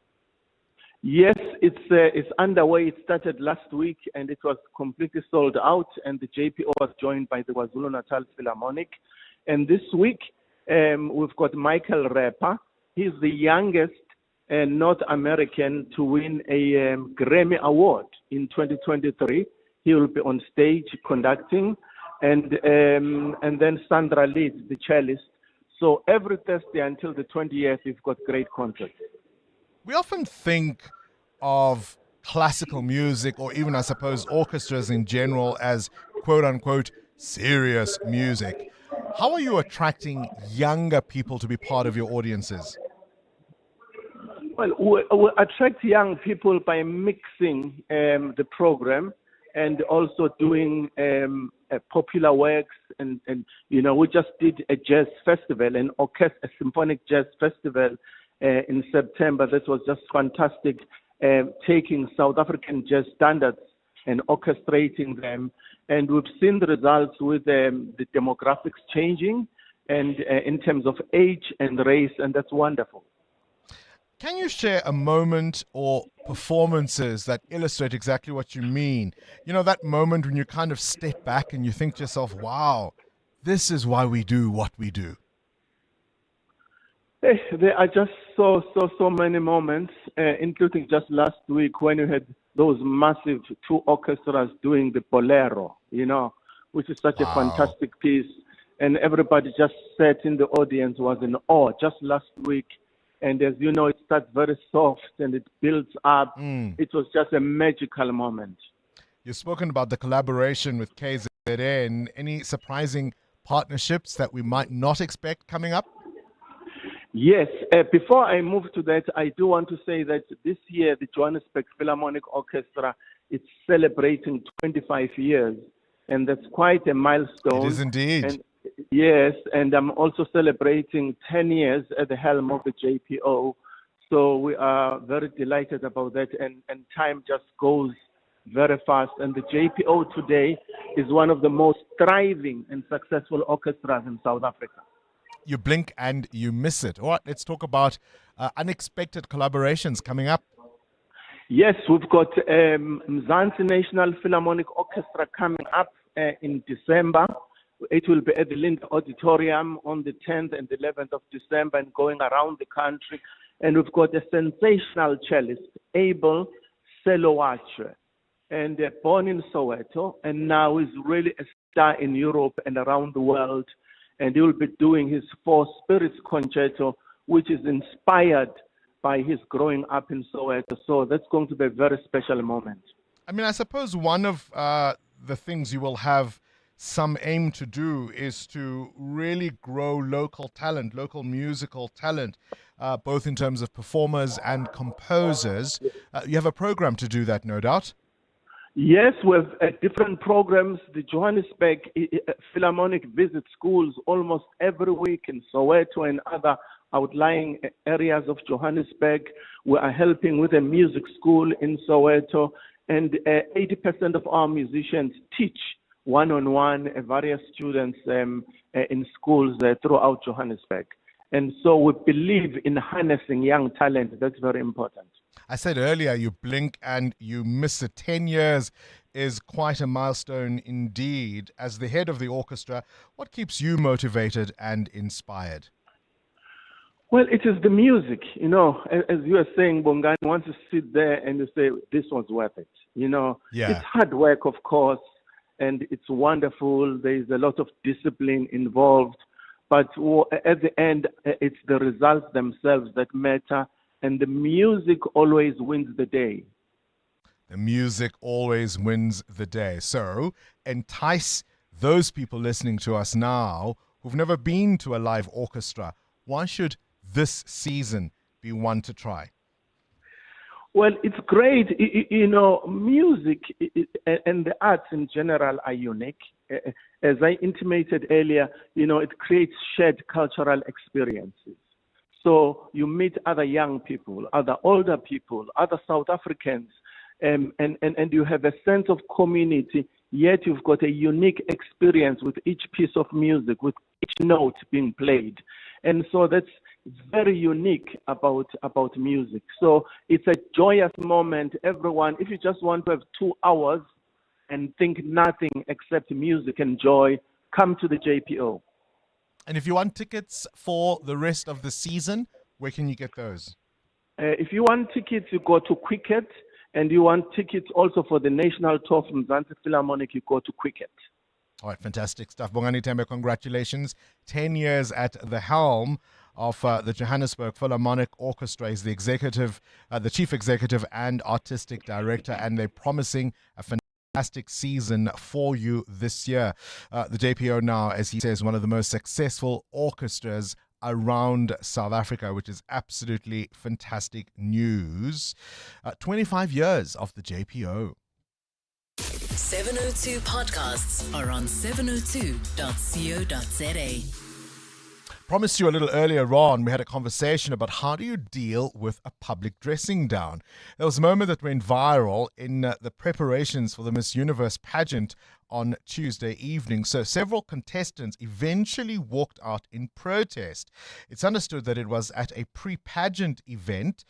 Miss Universe Thailand director Wan Nawat Itzarug Rigisil publicly berated Miss Mexico Fatima Bosch for not, in his view, posting enough promotional content for the pageant. She objected. Nawat called security and threatened to disqualify anyone supporting her.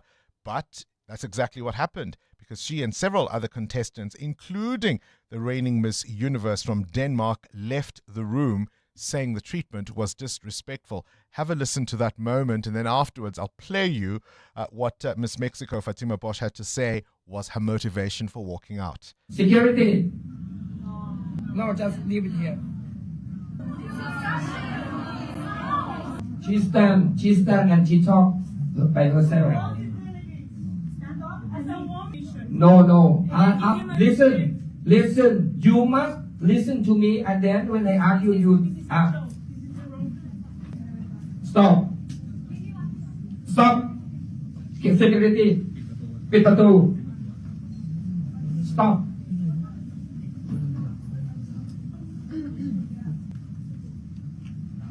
Sit down. If anyone want continue, the contest sit down. If you step out, the rest of the girl continue. If anyone wants, continue. Yeah, talk. You can. Calling her a dumbhead, right? Well, outside the room, Fatima Bosch, Miss Mexico, encouraged women to stand up in such circumstances. But the way that he treats me without any reason just because he has problems, that is not okay. And I hope that everyone at home, every woman, doesn't matter if you have a big dream, if you have a crown, if that's take away your dignity, you need to go. Guess who's going to be in the top 3 for this year's Miss Universe? You're with Bongani Bingwa. 7:02 weekday mornings, 6 to 9 a.m. Hi, Bongani and the team. So my mom passed away before the social media age, but at home with the landline that I used to call her while I was at school. So that landline reminds me a lot about her. So most of my passwords, I use that landline. And I imagine it's my mom giving me that password to use because she's the one that got that number for us.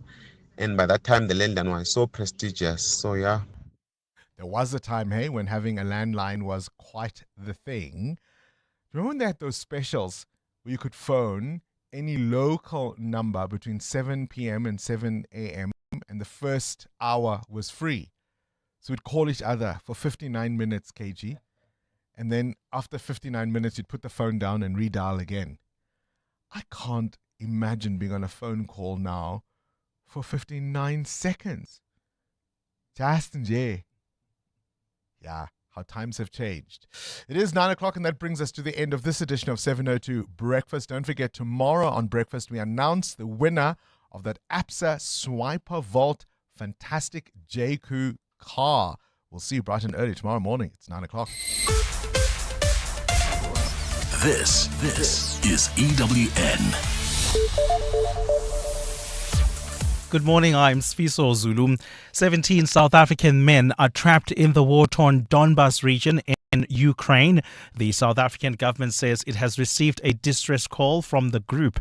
16 of the men are believed to be from KwaZulu-Natal and one is from the Eastern Cape. The war has been ongoing for almost 4 years after Russia invaded Ukraine in 2022.